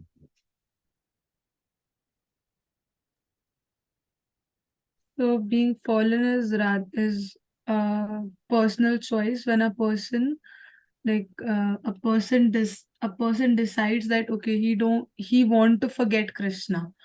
So it's a Okay, person. so let us say fallen. So fallen, that's a very broad definition of forgetting Krishna. Okay, there can be many details to it. In a practical way, let us say I give up chanting, or I give up following any devotional principle. So that is fallen now. Also, I gave up the process. I gave up offering food to Krishna. So that means we are forgetting Krishna, right? So, but the point is, let us say, okay, I became fallen. What do I do after that? Where do I go after that? I want to just stay in that condition, or I want to change it. Is that a way I want to always lead my life like that? Or do I want to make some shift or take some steps? I want a life with Krishna or without Krishna. So I had to begin somewhere, right? Okay, I may not be chanting 16 rounds, but can I begin with one round? But at least taking one step, some shift, some movement. Bharat Maharaj fall down, he became a deer. But even in that body of deer, what did he do? He went to the ashram of sages. He did not associate with other deers. He spent his life in that way. Then he was born as Jada Bharat. What did he do in that life? He was so determined that no other way now, no other distraction I want in my life. And he acted like a mad person, I would say. So one can now focus over they became fall down. That's not the teaching. Teaching is what did they do after they became fall down? How they rose, and with what determination they made a comeback. Otherwise, you'll see all Bhagavatam stories a story of failures only. One after another, there is all story of failure. You show me any story of success in Bhagavatam. Initially, every single of them is a failure. That's not the point. Why these stories of failures are given in Bhagavatam more than the stories of success? Something to ponder upon. Yes, Rukmini Mataji. I always wanted to ask this. Now I want to ask that once Srila Prabhupada gave lecture on Radhashmi, whole half an hour he told about Krishna. At the end, he told that he is the one who takes the feet of Radharani on his head. So like this, He spoke that Krishna is so great and wonderful and attracts everyone, is attracted by Radharani. Radharani, yes. So, Prabhuji, does it mean like we are Rupanugas, we are Gaudiyas, we are worshipper of Radha Rani, but we always talk about Krishna? We don't talk about Radha Rani much. Does it mean that we don't want cheap, like Radha No, Rani? no. We need to understand philosophy rightly. It's always Radha and Krishna. There is no Radha Rani without Krishna. There's no Krishna without Radha Rani. So both are there.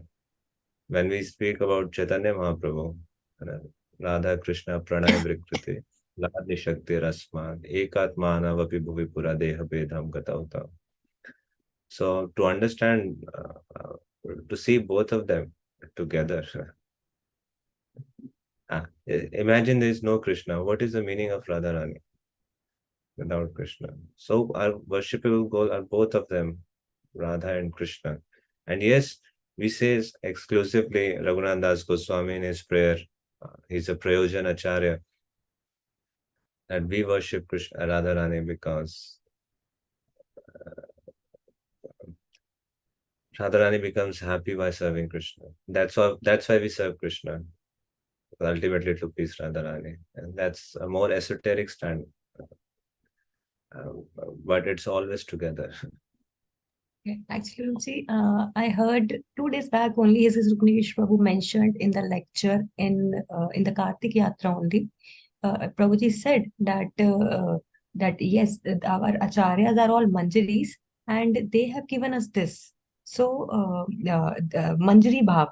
So he said a little bit about this, that they are not interested in serving Krishna. They are more interested in serving Radharani, decorating Radharani. So this much thing Prabhuji told. And his Murli Krishna Prabhu in the Radhashtami lecture, he also told that Gaudiyas are interested in serving Radharani only. They don't know Krishna.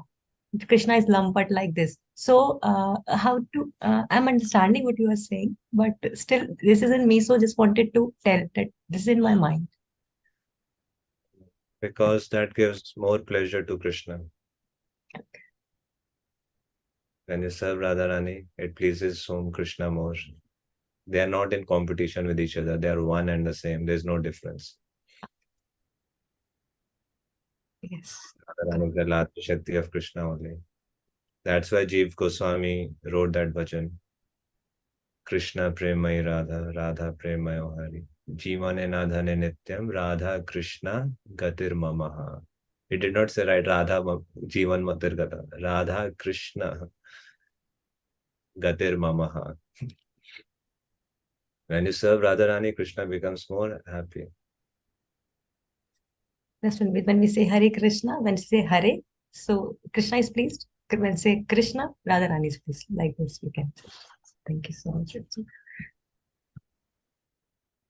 Okay, Hare Krishna. Srila Prabhupada ki jai. Hare Krishna. Thank you.